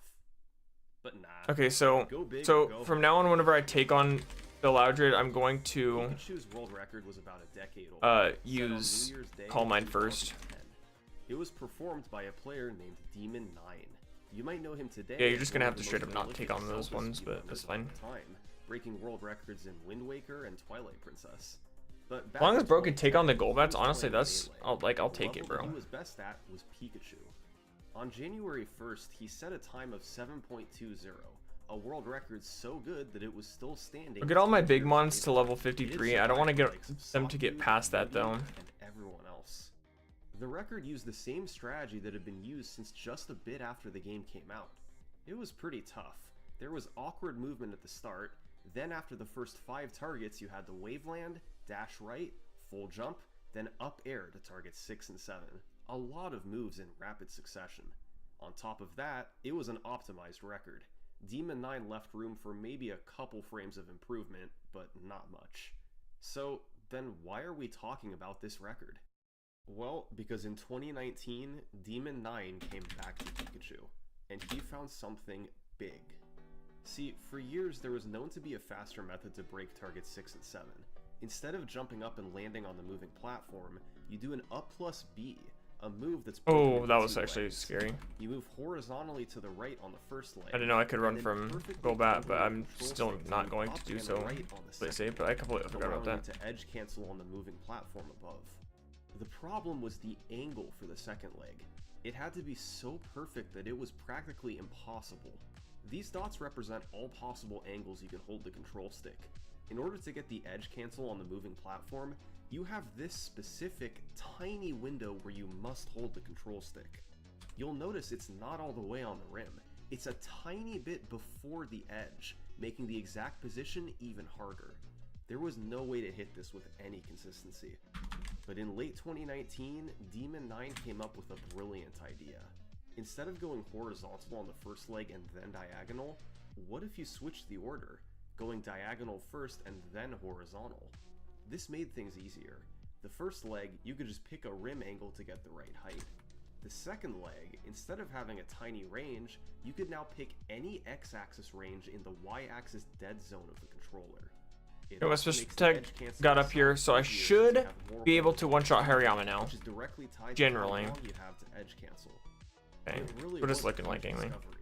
And when Demon got a time of 7.35 using the route, even though it was too slow for I the forgot to record, it was a proof of get my concept that online this chat. was going to work.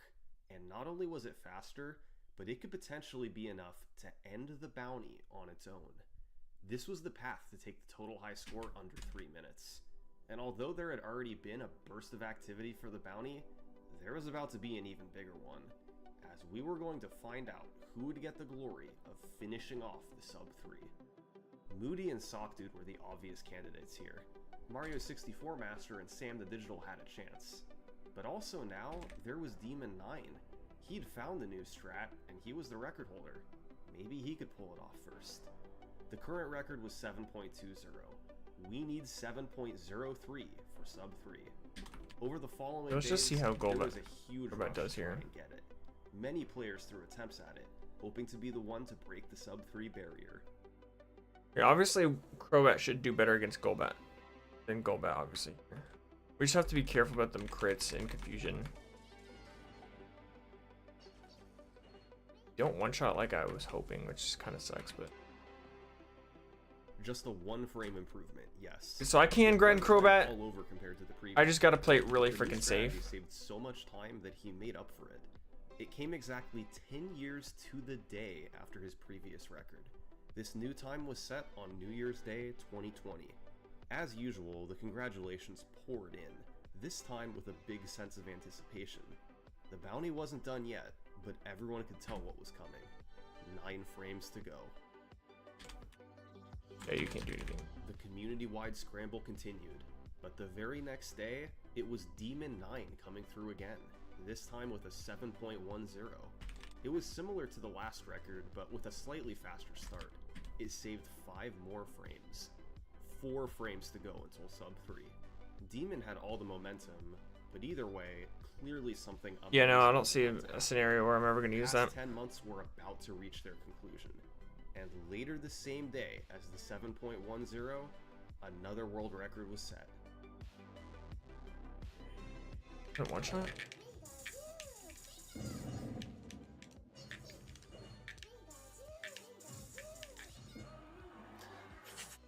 Yes! Oh my god! What?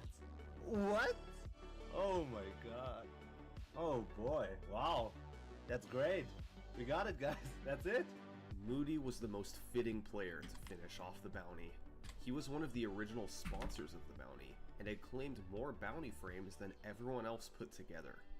In total, not counting the money he spent, he'd earned almost $900, way ahead of the rest of the pack. Even Sockdude had to bow down to Moody. The bounty wouldn't have happened without him. But this was still a community-wide effort. They'd come together and taken the total high score down by a full second in under a year. The previous second had taken more than 4 years.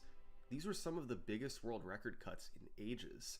The community was popping off right now. There were so many eyes on each of the game's 25 world records. And what happened next is even more shocking than the initial push for sub 3. A few weeks later, Demon 9 came back and reclaimed the Pikachu record.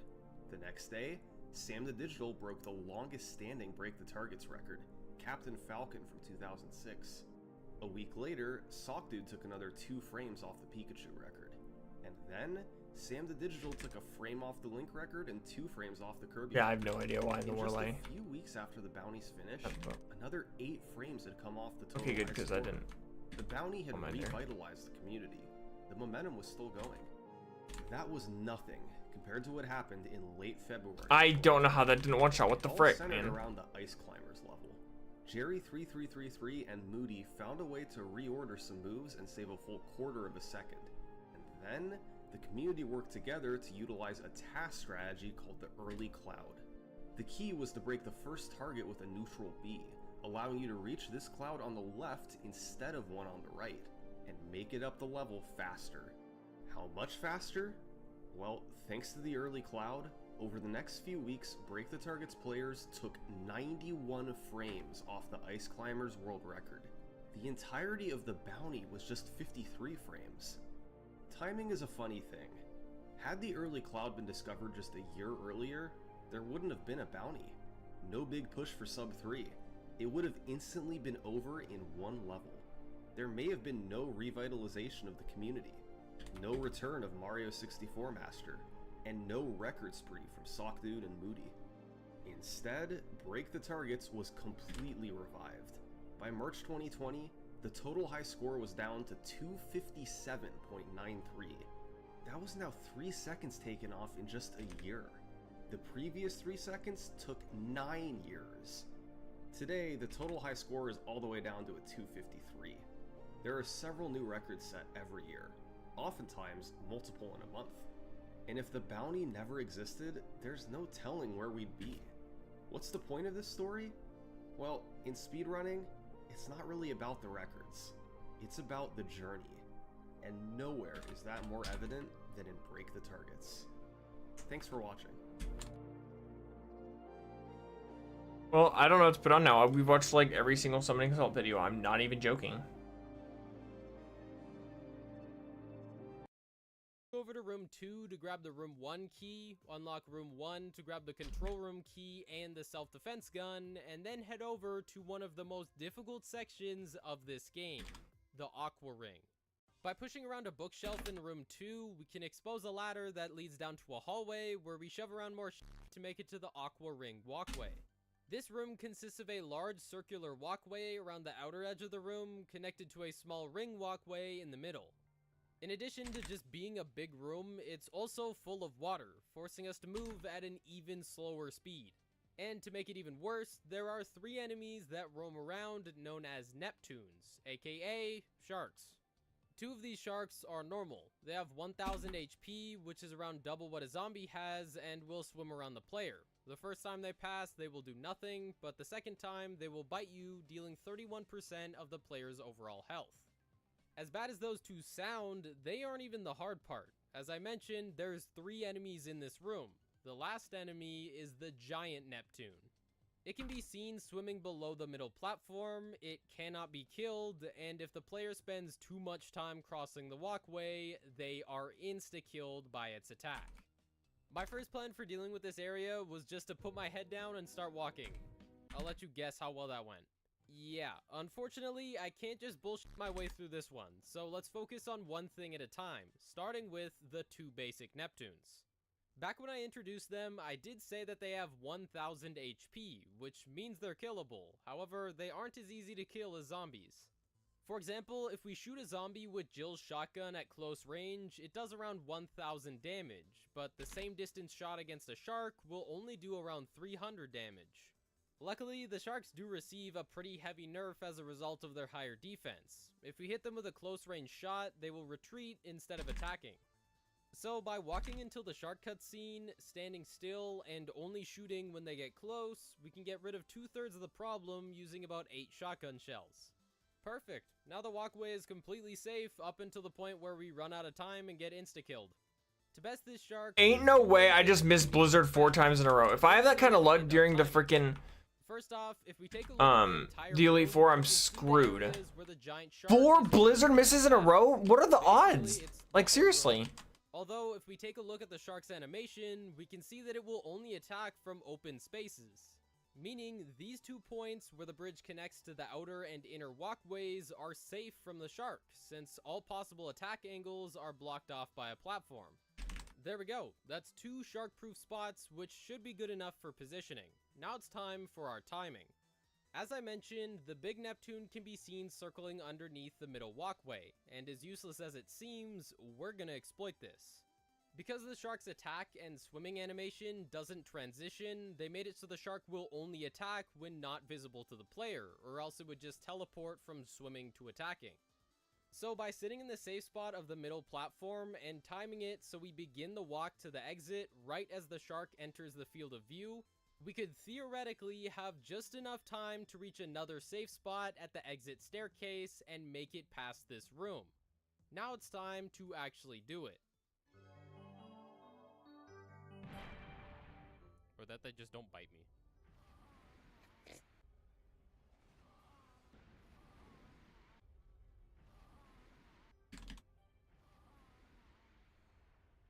I healed! Whoa!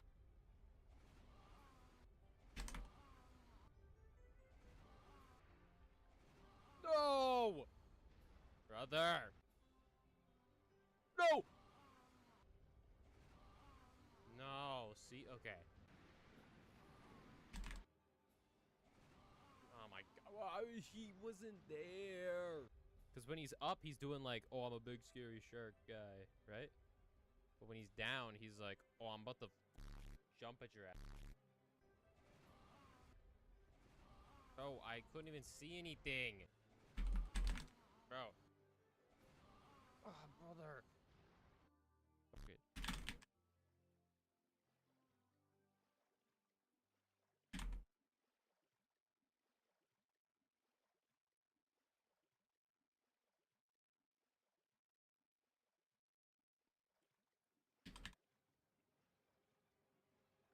Get out, get out, get out, get out, get out! Get out! Get out! Get out! Get out! Get out! Get out! All right, I'm gonna go ahead and Holy shit. pick on Wally now. Yep, surprisingly, we can make it through the aqua ring. For now, I just wanted to grind because our team was totally screwed against we need to drain the water in the control room. In order to drain the water, against we need to interact with the main console, then release the grass safety types. on the right, And I then pull forgot the I gotta lever get him on a left, flash. then read the note on the table behind And us, I then gotta turn the direct I gotta valve deposit in the 2 of my hallway, mons. then release the safety on the left console again, and finally drain the water at the main Great console. gem purposes. All in We're gonna deposit minute. Champ and Don't do this to me. Guess crowd on because we need Dunsparce and we need Lilia. All right. Man, I hate this part. I hate this part. Let me go home. Wow. 2 barely possible sections back to back. I'm done with this. Now that the water's been drained, we can get our revenge on that shark by giving it the toaster treatment, letting us grab the gallery key, and escape back upstairs to save the game. With our newly acquired gallery key, we can open the gallery, which has unfortunately been infested by wasps. This residence is getting so evil. Wasps will attempt to swarm the player and sting them, dealing 3% of your overall health and also having a chance at poisoning you. But if you remember, nuts of steel, so we can walk right past them, kill them with the insect spray, and grab psychic? the room 3 key. This key surprisingly opens room 3. Inside, we can use the red book from the spider room to mess with someone's porn collection. What the fuck is going on? Despite this looking really suspicious, this puzzle is required to open a secret door to this area's boss fight against Plant 42. AKA Plant Ninja 42. Acid ball. This boss can hit us with vines and spray acid at us, and we can only damage it when its mouth thing is open. It's gonna suck without running, so let's just skip the entire thing.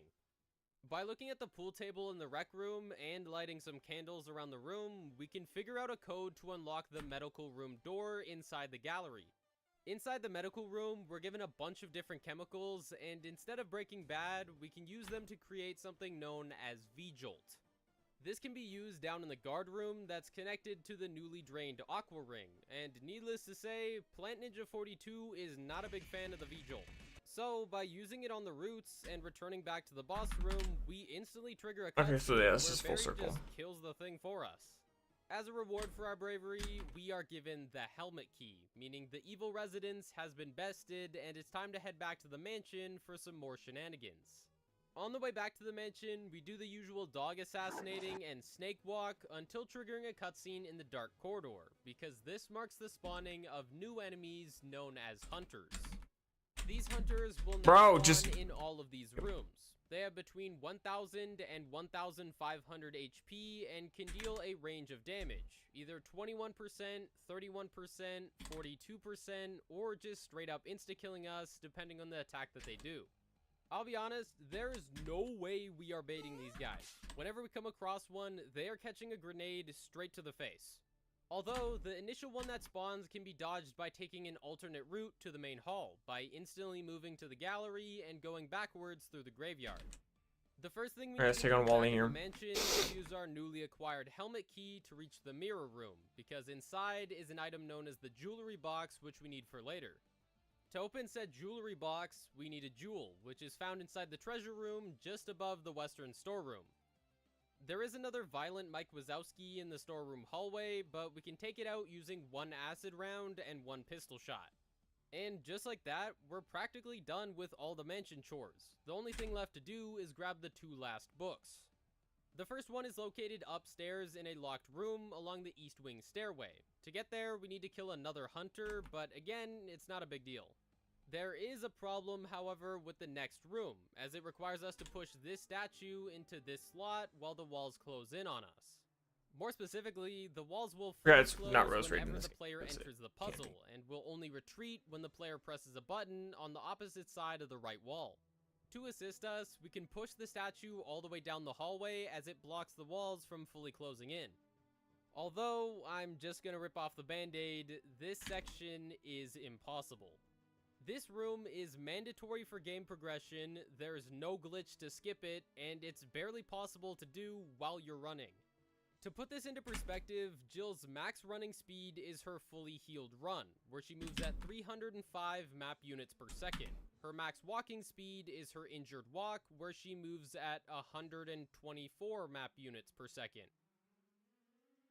Yeah, we're not even close. But the challenge doesn't stop here. Like I said in the beginning, the goal is to see how many runs are required throughout the entire Resident Evil series. So, despite it being kinda bullshit, this is our first run. Throw it up on the board, and I'm jumping in a hole.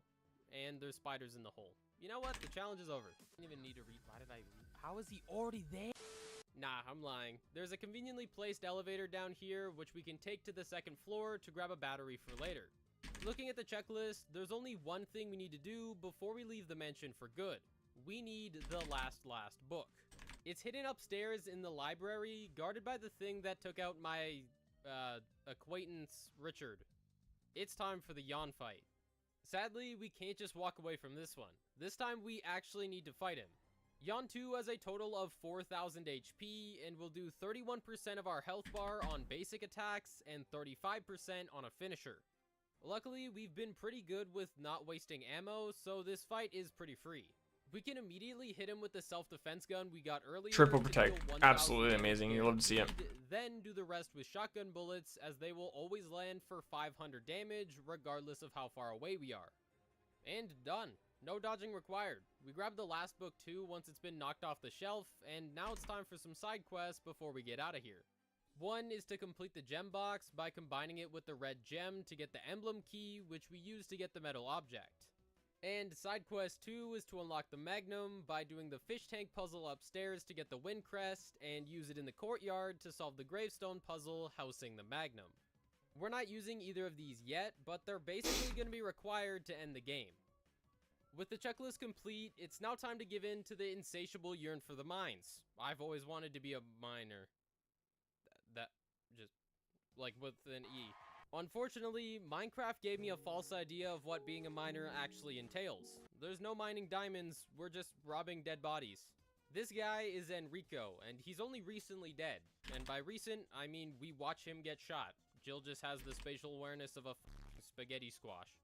After some more walking and receiving the biggest jump scare I forgot of to go my for a low life, kick. I'm an the idiot. new crank we stole from Enrico turns out to actually be useful, allowing us to progress to the next area, where everything falls apart. It's time for an encounter with one of the biggest ops in this challenge, boulders.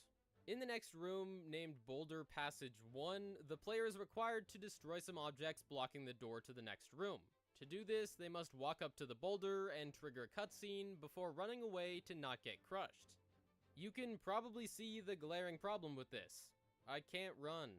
That's bad enough as it is, but to make it worse, the boulder moves as fast as our running speed, which, as I mentioned, is over double the speed of Jill's walk. So sadly, just like the closing wall puzzle, there's no glitch we can do or alternate path we can take. This boulder is our second necessary run of the game and of the series. And even more like last time, the game rubs some salt in the wound because the next room we unlock is home to the biggest spider in the entire game. The big spider behind the door is the game's next boss, and is known as the Black Tiger. I'll admit it, that's pretty fucking cool. The Black Tiger has a total of 4,040 HP and can do between 21% and 31% depending on the attack, and also has a chance to poison us. Do you remember the strat that we pulled off during the Yawn 2 fight, aka deals so much damage that we don't have to worry about dodging? Ladies and gentlemen, the Magnum Revolver. The Magnum is by far the strongest weapon in the game.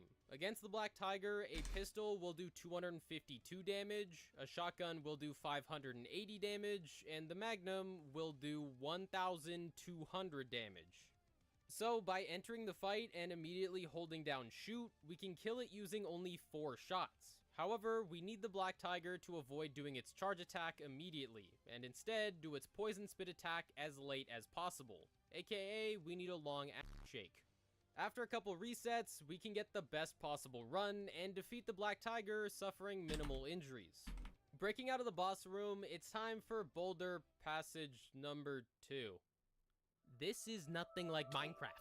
This time, instead of walking away from the boulder, we are walking into the boulder, meaning we have just barely enough time to sneak into the safe spot, dodging both the boulder and another run being added to the list. At the end of the second boulder passage, we do a puzzle to get a cylinder piece that we combine with another piece on the other side of the mines to activate the elevator. The elevator takes us down to an underground area where Lisa, the girl that gave me brain damage, is roaming around. Down here, we need to push a box over to a garbage disposal because inside the box is a broken flamethrower that we use to unlock a door. This door leads into Lisa's room, which contains the metal ring for the metal object we grabbed a while back. And surprise, surprise, Lisa's room is underneath the house I got clobbered in. By combining the metal ring and metal object, we can use it and the one we've been using to open the courtyard door on a secret door in the main hall to reach the next boss, Lisa herself. This fight works in a pretty weird way. The whole fight takes place on a platform above a big drop, and the only way to damage Lisa is to first knock her off the platform so she's hanging on the edge, then she can be damaged. For this reason, she only has 1000 HP, but she can do a range of damage from 36% all the way to an insta-kill depending on the attack she does. However, I've already thought of a plan to defeat her as swiftly as possible. Frick my everything, dude. I freaking swear. Game's such bullcrap sometimes, I know that man. sounds bad. He killed Plant 42 for us and is just a cool guy. But there's something that I haven't told you. Back in the mines when Barry was supposed to protect the elevator, he actually ended up leaving us behind with the intent of getting us killed. And right before this boss fight, he tried to shoot us. Yeah, Barry's a bad guy. So when he asked to see his Magnum back, hell no. See you later, Barry. It's time to show this mutant Simpson what Barry's Magnum can do. This gun does the most damage out of any gun in the game, dealing 500 damage to Lisa when she's hanging on the edge. I forgot to teach you, sir. So by walking over to the Magnum and tanking an attack from Lisa, we can set up a Magnum shot to knock her off the platform, letting us land 2 shots while she's hanging to fully knock her off and end the fight. Swiftly moving on from that ordeal, we can finally find a use for those 2 books we grabbed a while ago, as they're used to unlock a potato quality cutscene to reach the final area of the game, the underground laboratory. Oh, and do we have enough rare Inside candies the for everything? So, laboratory, it's 1, time 2, for me to enact my secret 4, plan that I've been hiding from you. 8. It's called Operation Empty the Clip. As you've 9, seen throughout the game, I've 17. avoided killing I need as to get many 2 more enemies levels on and Sharpedo, bosses as and then I'll... possible. So I've saved up a lot of ammo, and I'm about to use it all. Literally any zombie we see is getting sent for a second round in the gulag. So on our Murder World tour, Okay, we head I'll down get to tumor, the morgue to unlock the 2 tumor. doors, I'll get move over to 2 the more data levels room on to get the lab Sharpedo, key, and now it's time to meet the and final then I'll enemy use of my the rare game, candies because then the that'll be it. Chimeras. These guys come out in masses in the next area of the lab.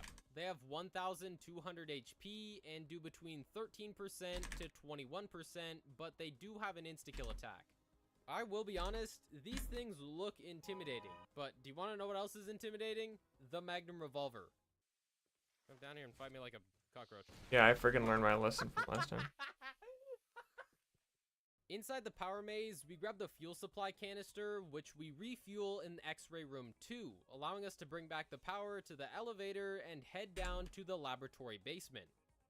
Rather than there being an exit down here, it's just Albert Wesker, the other guy who entered the mansion with us, except he's the fucking imposter.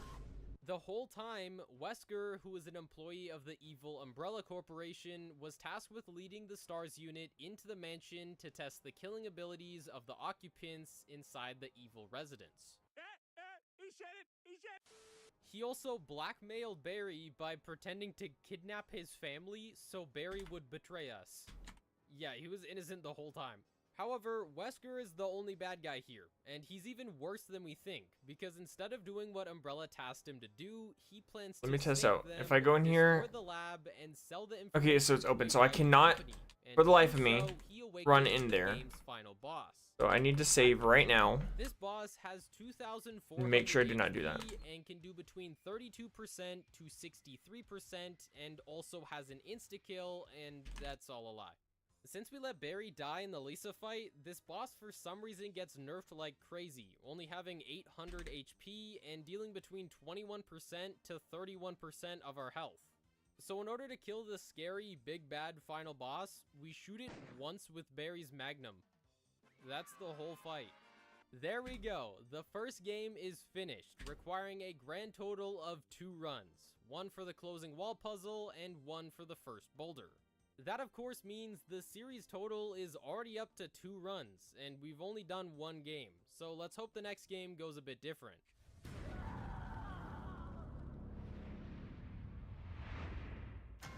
Resident Evil 2.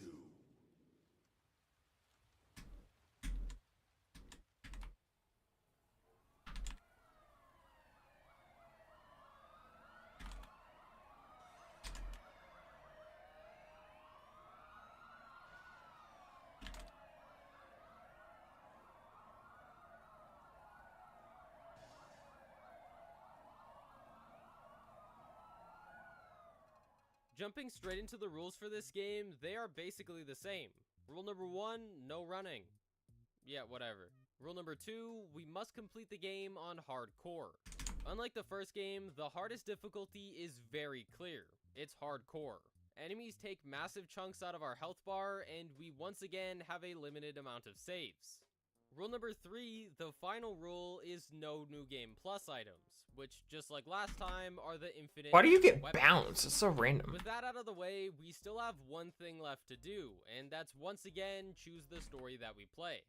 The choice is between Leon and Claire, and this time I'm going full monkey brain mode. I don't care about which is easier. Leon's story is more interesting. I'm going with Leon. Starting off the game, we are introduced All right, to the we goat of the Resident are Evil franchise fully and Raccoon leveled City up. Police Department's newest recruit. Let me just Leon Kennedy. go While over the stopped at a movesets real gas quick. station, we go to investigate a crashed police car. Long story short, I shoot the Make store sure to buy owner and rob the more place stores. before going to work at the police station. This, of course, can't happen Go over the without TMs again here. complication. So we crash the car, spilling the beers, and we have to walk the rest of the way. Getting down to the So I do police have a station turn is here. the easiest thing we've ever done. Every single could zombie teach it can be to politely walked past without the need you. to shoot a single bullet. But honestly, I don't Aside, think I we want stopped for to. a quick game of Five Nights at Instagram Reels. Could also obviously teach it to deciding we're gonna Crobat. go save the guy dying on the cameras. But I'd rather have return, or not return. You I'd can rather have probably guess how this is gonna go. Terribly. We make it just in time to Shadow find Ball. Officer Elliot Edwards, Anyway, what I need to do is I need to and now we go have to the face PC. I off need to with deposit a full Pokemon. Doesn't matter who. Luckily, we can And then I want to tap get into our Swallow out so that I amplifier can left over from fly the and car forget to make it to the fly station. off a Crobat With my because I first don't two want jobs fly as a cop ending in multiple casualties, on I Crobat. don't think this job is for me. So now it's time to escape the police department. In order to do this, we need to find 3 different medallions, the Lion, Unicorn, and Maiden, and place them into the base of the goddess statue to open an escape route. The first of these to collect is the Lion Medallion. It's found literally 1 flight of stairs away from the statue. Okay, next medallion. The next medallion on the list is the Unicorn Medallion, located in the 2nd floor lounge near the library. Why the f is this police station so big? But before we can make it into the library, it's time for a long item collecting side quest. Entering through the southwest hallway, we can walk past the majority of zombies that spawn, only killing the 2 in the west office so we can do the puzzle and upgrade Matilda. That's my gun's name, I guess. I don't know. Matilda? I'm gonna put this on the pistol? What the fuck? Moving on, we grab more items from adjacent rooms before sneaking past some more zombies to get upstairs and grab the spade key, granting us access to the library and the room with the medallion. And just like that, 2 of the 3 medallions have already been found, and now it's time for the Maiden Medallion. By using our fancy spade but yeah, so I do have key return on the here, floor waiting but it's room, like, we can grab both the I think bolt cutters Diffuser and might be the more round useful. handle before Fight shooting our even might way be through more the useful. original zombie hallway to make it back to the main hall. With these key items, Diffuser is added to really our luck-based, inventory, we though. can head back up to the western locker room to shut might off the forget for gas Confused, that was right? blocking the way previously. It was hot, I guess. Nah, but that's Hiding gonna be in the nice to hallway switch out beyond for. The locker room is an enemy we've yet to see, the Licker. Well, let me check out Crobat's Don't say that too fast. XP. In this game, Lickers have 1,500 HP and have a range of different attacks, with almost all of them insta-killing us unless we're on full Yeah, I HP. don't think it's worth it, honestly. However, these things On return. receive one of the biggest nerfs ever. They're blind. And then I have Double Team, but I'm gonna unless save you're that. alerted, either by coming in direct contact with the player or hearing the player run or fire a weapon, they If will possible never for attack. Drake. Which means for once, walking is Oh, actually so we have another possible Blizzard here. because we don't have to worry about the Licker at No all. one else can learn. This lets us grab We a also have from the Protect, STARS office, and and, after we're downstairs to grab a detonator. We I can wanna combine the two save to set that. off an explosive in the 3rd floor storage room, At least and until after reveal the final first medallion. trainer. Now that we have all 3 medallions, we're technically Who do I done. teach it to? The escape route is open, but we haven't fully robbed the station of all its valuables yet. We grab the hip pouch from the west office, red jewel from the art room, muzzle brake from the waiting room, and clear the safety deposit room, including grabbing the shotgun. I know this seems excessive, but trust me, it's necessary, because as soon as we head out the escape route, it's time for RE2's first boss, G1. Am I gonna This need game Thunderbolt starts on with a Groudon? Bang. G1 For anyone? I don't stands think for so. Birkin, I don't think has there's a reason I need to have 5,000 Groudon. HP and is capable of doing Have, multiple different attacks, Thunderbolt, most of be which completely will do honest. 50% or more of our health bar. In addition to that, he also has really fast movement speed, being able to catch up to us extremely fast, and can do multiple swinging attack combos that can ruin us if we get stuck in a corner. So, here's the plan. I'm pretty much screwed against Drake, though, if I don't have Swampert and or Torpedo, though. So, and allow us to get some distance. With this distance, we want to grab the various heals and ammunition. I'm gonna forget Thunderbolt for Protect on Groudon here. Apart from potentially I think it's the best bet here. Dodge attacks, the only thing we can do And then now I want to. We're doing a rebar mukbang. After a couple attempts, I managed to do. Well, what's your moveset looking like? To kill him Yeah, I don't know if I really want want. And get me the f out of here. As a reward for beating the boss, we get mauled by a Scooby Fence. But it's whatever. We got 2 PPFs here. She's there. Ada is a mysterious. I'm gonna use one on by various companies. Do we have a PP Max? Organization, Maximum? and she basically just does jobs involving zombie for a bunch of money. That's it. It doesn't really matter. The thing that does matter. I don't see any though, is PP the fact Maxes. that we're now in the parking garage. Let's go ahead and use our Very close PPFs to on. the parking garage. The problem being, I didn't pay for parking, and the only person who has a pass to get out of here is currently in prison and dead. On To both get the of jail these cell guys is open, Blizzard. we find 2 boxes of electrical parts spread throughout the map. The Play it first safe. one is found in the generator room near the parking garage. Okay, we'll and give you the second black one is glasses. super complicated. By grabbing the Or should first we give box, you the Mystic turning on the Water? generator, and then No, heading but up the I don't have it. stairs, we are brought back to the police station. That No, we was don't need to give the fun. Mystic Water now. The reason we're back is so we can use the square crank, which for some reason was. We can always, like, change it later to on, but open the anyway. northeastern part of the station. This section is important for multiple reasons. We got a quick claw. Does anyone want to give that? Probably you, right? Or no, you. Fall off a ladder and each. Then spend. Oh, we have a Silk Scarf here, which I'll give Okay, to. I don't really have anyone to Why give it this is to. important is because this is where the challenge gets hard. We are introduced to this game. We don't have any like the other good help. Oh my TOO, gosh. AKA Mr. Held X. items in here, right? Mr. X is a tyrant. No, that those are all lives just in evolution Raccoon stones. City because he has beef with a child. Let me check the Specifically, box real Sherry quick, see if there's Birkin. any Yeah, we just killed her. held dead. items on any of these The reason mons. for this beef is Sherry has a Want- necklace no. with a sample of Let me check my sea dead virus mons. in it. Umbrella Corporation doesn't want her to have it, so now it's No, our okay. problem. I really thought I had more Problem held is items than that, honestly, though. Mr. I mean, I do have X berries, I cannot be guess. killed and will only be stunned when we deal 1,000 Alright, whatever. Let me look up damage. Sydney's team.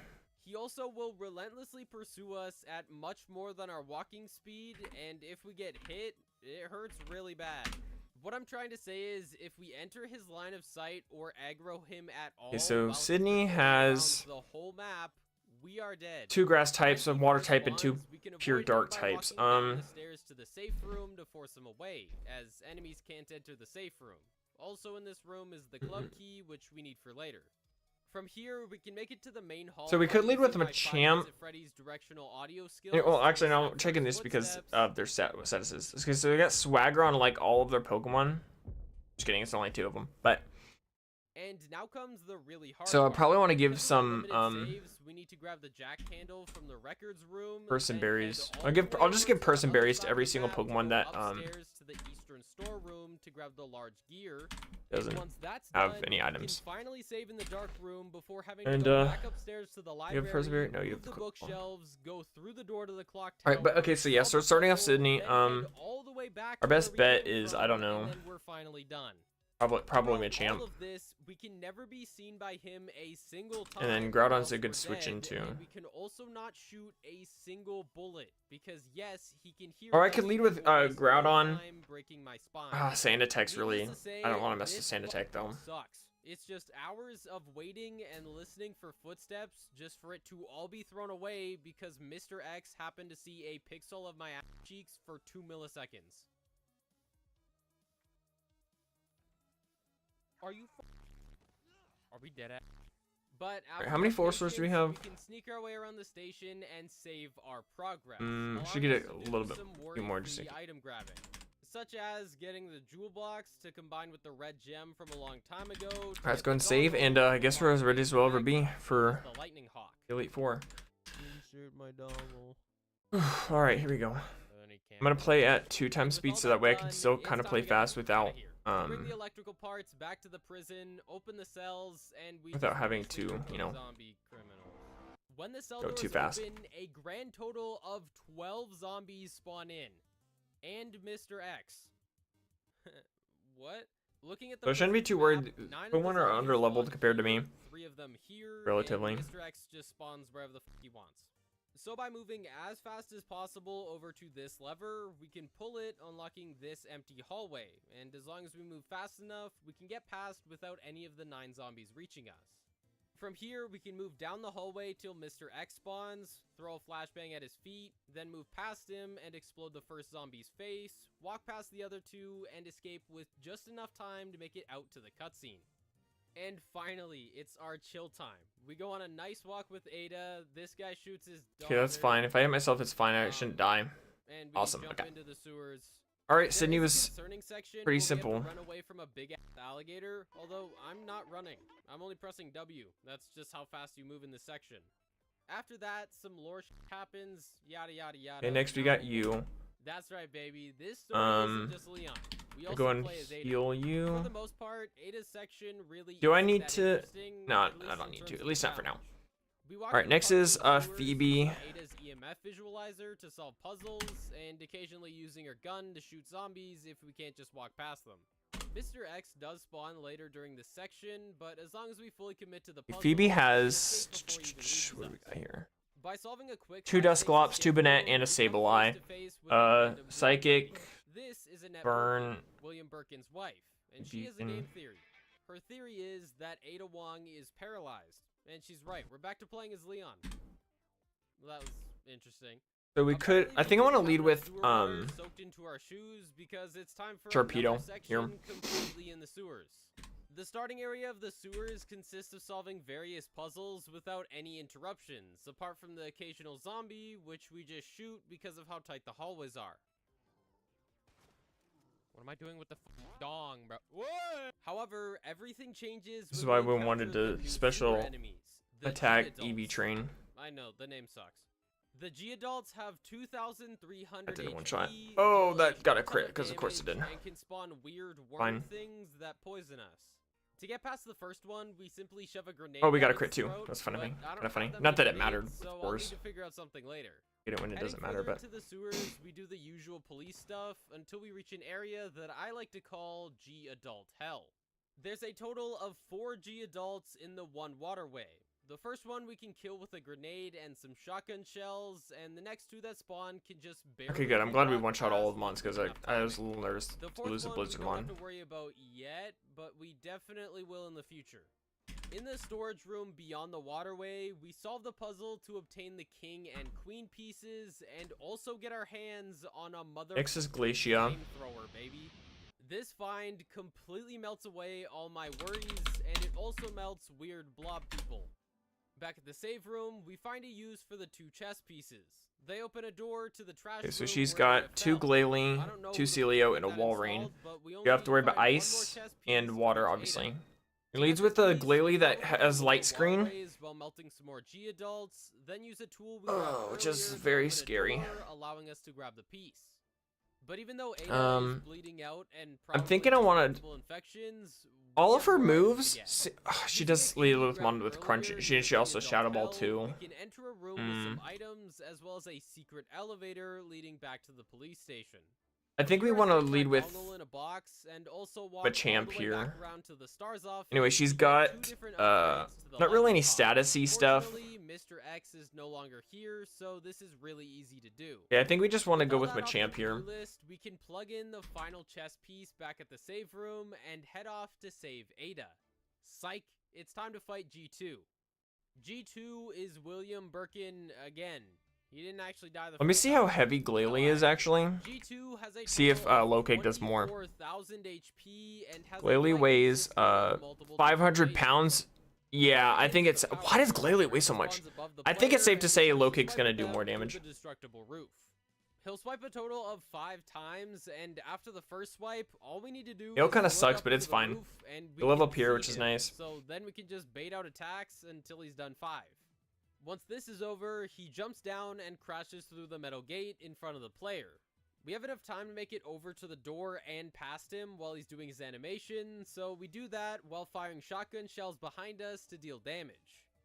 Beyond the door, we're required to walk a long hallway while he chases us. However, I brought the Lightning Hawk into this fight, and if we can land headshots Good, on it him doesn't while kill he's me or- running, it will stun him.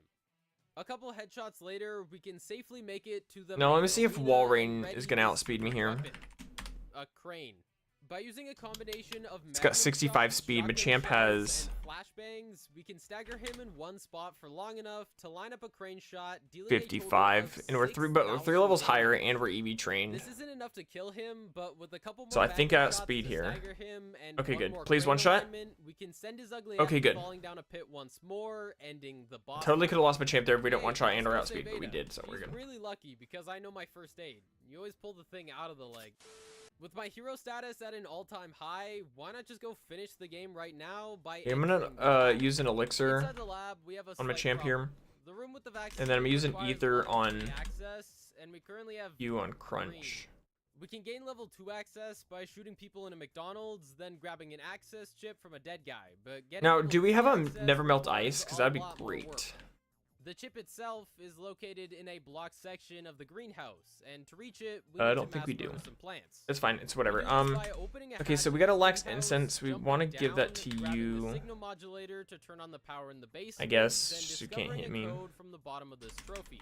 This code opens the drug testing lab, which is not as appealing as it sounds. In the lab, we can make something that I like to call Plent, which is what we're going to use to kill all the plants. Once we cool down the plants in the testing lab, we can take out these revolutions of science and grab our well-deserved level 3 access chip. And Mr. X is back. Luckily, we can avoid him completely by just taking the long way around. Down the hatch, past the liquor. No, just Pokemon. Despite that section being total bullshit, it was all worth it. Okay, so he's got 2 Flygon, Shelgon, Salamence, and Altaria. Son of a bitch. They all got great coverage. It's William Birkin. Time to fight G3. I think our Before best bet fighting, here is G3's probably backstory to lead that with was already pretty obvious. William is the inventor of the G-Virus. Umbrella Corporation wanted it. William refused to hand it over, lead so with they shot him. Sharpedo here. But right And just before he spam died, Blizzard he and injected hope. himself That's with probably my G-Virus. best bet, Now honestly. he's Goro from Mortal Kombat. Getting back to the fight, Good. it is I really think that's insane. just gonna be the He strat, has honestly, here. 15,000 HP, an insane amount of combos, and his legs are. I could also see if I. So he I moves will. really fast. I would set up There isn't with a whole lot Grumpig, we but can he do in has this Crunch fight. because of course he has does. so much health and does so much damage, it's barely even possible. Is But Shogun's? it's still possible. Starting the fight, we immediately close in to melt him with the flamethrower and also bait close. I'm looking range to Shogun's swing special attacks attack because here. they're the It's not that only great thing actually. I could try to risk it, and if things go awry, I think I'll risk it. Because I'm not really gonna need Grumpig for Steven, so for that. To dodge it, all we have to do is walk around a corner. Once he throws it, we can gain enough distance to start shooting his weak points with the Lightning Hawk until he closes the gap. I just hope I Then outspeed. we I wanna think I once do. Again, bait out a close range attack to get past him, forcing him to pick up and throw another object for more free damage. And that's it. We just keep doing this until he dies. I know it sounds easy, but trust me, it sucks.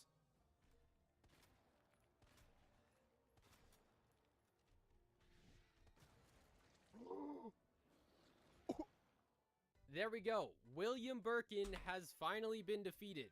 Oh yeah, and his wife is dying. I didn't do it. He did. All that's left for us to do now is find Ada and ride off with her and the sample into the sunset. Except literally everything goes wrong.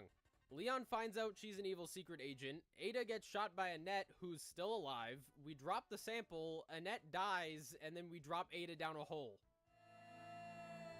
And now there's a timer on my screen. Yeah, the lab is blowing up. So we move as fast as my knees will allow, head down the elevator, FaceTime Claire, because remember her? Alright, now we just try to sweep Me here. neither. Then we walk up to these two Ivies and That's die. fine. The reason for dying here is because we can reset. There's to the a crunch, but checkpoint. does nothing. The spot where the checkpoint is can be reached walking with about 8 minutes and 30 seconds left on the timer. But when we reset to the checkpoint after dying, the timer gains about 30 seconds of time, because the checkpoint is preset to spawn us with 9 minutes left. From here, we can flamethrower the two Ivies, and then Mr. X spawns in. Why? Luckily, during this, he isn't as mean, so we can loop around him and take a whiff of his hand before he blows up. After that interaction, we can grab the elevator's battery off a table and plug it in to get the elevator running with about 7 minutes left on the timer. Now it's time to fight shirtless Mr. X. What the fuck is happening? Naked Mr. Mr. X has 1 billion HP. Now we just got Steven. Steven. That's not a joke. I'm actually being serious.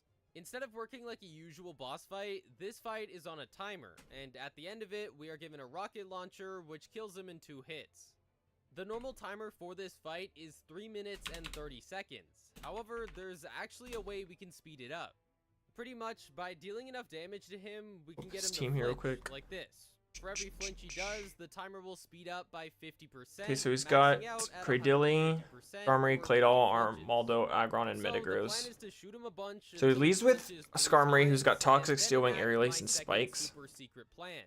Empty the inventory. I don't want This whole time I've been stacking large amounts of heals in the Skarmory box to before this fight, get because off I hate Spikes to if I break can to help you, it. But we cannot dodge a single thing. So by getting 3 flinches as fast as possible and then getting my ass whooped for 1 minute and 30 seconds straight, the rocket launcher spawns in, allowing us to finish the fight with 5 minutes and 15 seconds remaining. But little do you know, we don't even need another. I could maybe minute. try to set As up soon as bulk we up go for a Groudon. bit overkill in this group of zombies, we can hop on the train out of here and The only end the problem game. is Let's go. that he has a Resident Cradilly that Evil knows 2 Giga is Drain. 100% possible to beat on the hardest difficulty without ever That's running the a single scariest time. Mon. That means the total he has time for me. the Resident Evil series stays at 2, with obviously both of them coming from the first game. However, that number might change very quickly, because the last game of this video is without a doubt the hardest one we will have to do in this entire series. The 2020 remake of Resident Evil 3. I don't know what to do here.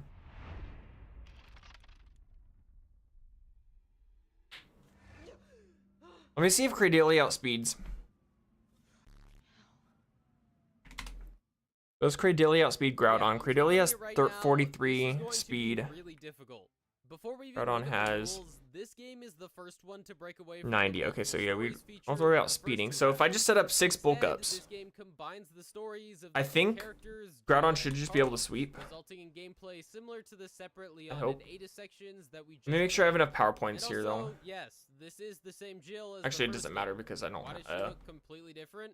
I don't know. I don't have any The more power original, she point. looked like this. I only have 10 rest though. That's the only thing that makes it scary. Oh wait, Groudon doesn't have a move to deal with Skarmory. Can hit every single Pokemon except for Skarmory. Crap. So this is just not gonna work.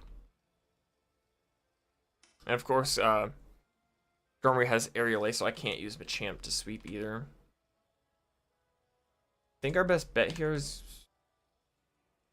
might be Torpedo with Surf. Pulling up the rules, I think that's what we're gonna first, do. the obvious no running. However, it comes with a little And then I surprise. can maybe This game has a feature probably gonna send out that is Cradilly next. exclusive to 4 I don't know what to specific do. Maybe games say of and the go for 30 Blizzard. different Resident Evil games that exist, and that's Oh, boy. dodging/charging. By pressing the spacebar as Jill, she will stumble forwards in a running motion before being staggered. Okay, for a there's little bit. Spikes. I kind of expected This that move though. can be Okay, we got used to speed Skarmory. up Jill immensely, although this dodge Next can is only be gained Aggron with actually. access 3 Okay. times What does before Aggron it's have? completed. Aggron has Earthquake, mentioning Dragon this Claw, is Thunder, because and it is Solar Beam. That's it. 100% That's the loud. moves right It there. doesn't use the What is he gonna red go button for here? in Probably any way, Thunder, and right? Also, she just isn't running. I don't know what she's doing, but it's not running. Also, this move can Let's go only be to used when playing as Jill. Groudon here, I Carlos think. does a dumbass shoulder charge, so half the time this move doesn't even exist. Back to the rules. Rule number 2 is we must play on the hardest difficulty, which for this game is Inferno difficulty. For those of Okay, you he was who gonna go know for the Solar Beam, game, but we you outsped in just one start shot, so. shivering in your timbers, because to even unlock Inferno difficulty, Wait, who just leveled up? the player must first beat Nightmare difficulty, which is unlocked by beating. No. All right, here's Cradilly, who's I was expecting AKA Confuse Ray, the Sludge hardest Bomb, Ancient Power, and difficulty Giga from the Drain. last game. Playing on this difficulty means less ammo and heals, less ammo received from. Gonna go for crafting, Giga Drain here. all Let's go out enemies to. either two-hit kill us or insta kill us, no auto saves, and less overall save stations. Yeah, Grumpig, the maybe? global clear rate of this difficulty is 4.79%. Let's go up to Grumpig here. And those people can run. Of course, we're not done with the rules just yet. We have to make this even worse. Rule number 3, no new game plus items. Using points you receive from completing challenges, we can purchase a bunch of different items. Stat boosting coins, infinite ammo weapons, and a hot dogger. Don't get Omni Boost. Can't Okay. use any of those. This is supposed to be hard, and hard it's gonna be. What? Listening to a quick yap session from the real doctor, Matt Gorkis, we wake up as the one and only Jill Valentine. I just want to make sure I don't get him in healing range here. Okay, we should be good. Well, you know, we get a call from a guy named Brad Vickers. Why do they keep doing this? He calls Jill to inform her that she's about to die because the Umbrella Corporation is still not happy. Okay, so about Claydol the has So they release easily the most Earthquake, intimidating Ancient foe Power, of Light all Screen, and time, Reflect. Nemesis, and his one and only goal is to kill us. Okay, let's just get off some First chip damage here, I encounter where guess. he goes full Kool-Aid Man on the apartment wall is scripted, so as long as we're not stupid, All I we have can no really problem do. getting past it. After that, we meet up with Brad outside of the apartment to have our first zombie encounter of the game. 4 of them knock down a fence and try to stop us from reaching the safety of a bar. Unfortunately, these zombies are really good at their job. They have massive grab distances, there's 4 of them that form a perfect offensive line, and if we get grabbed by any of them, we are insta-killed. Whatever, we can just use the dodge.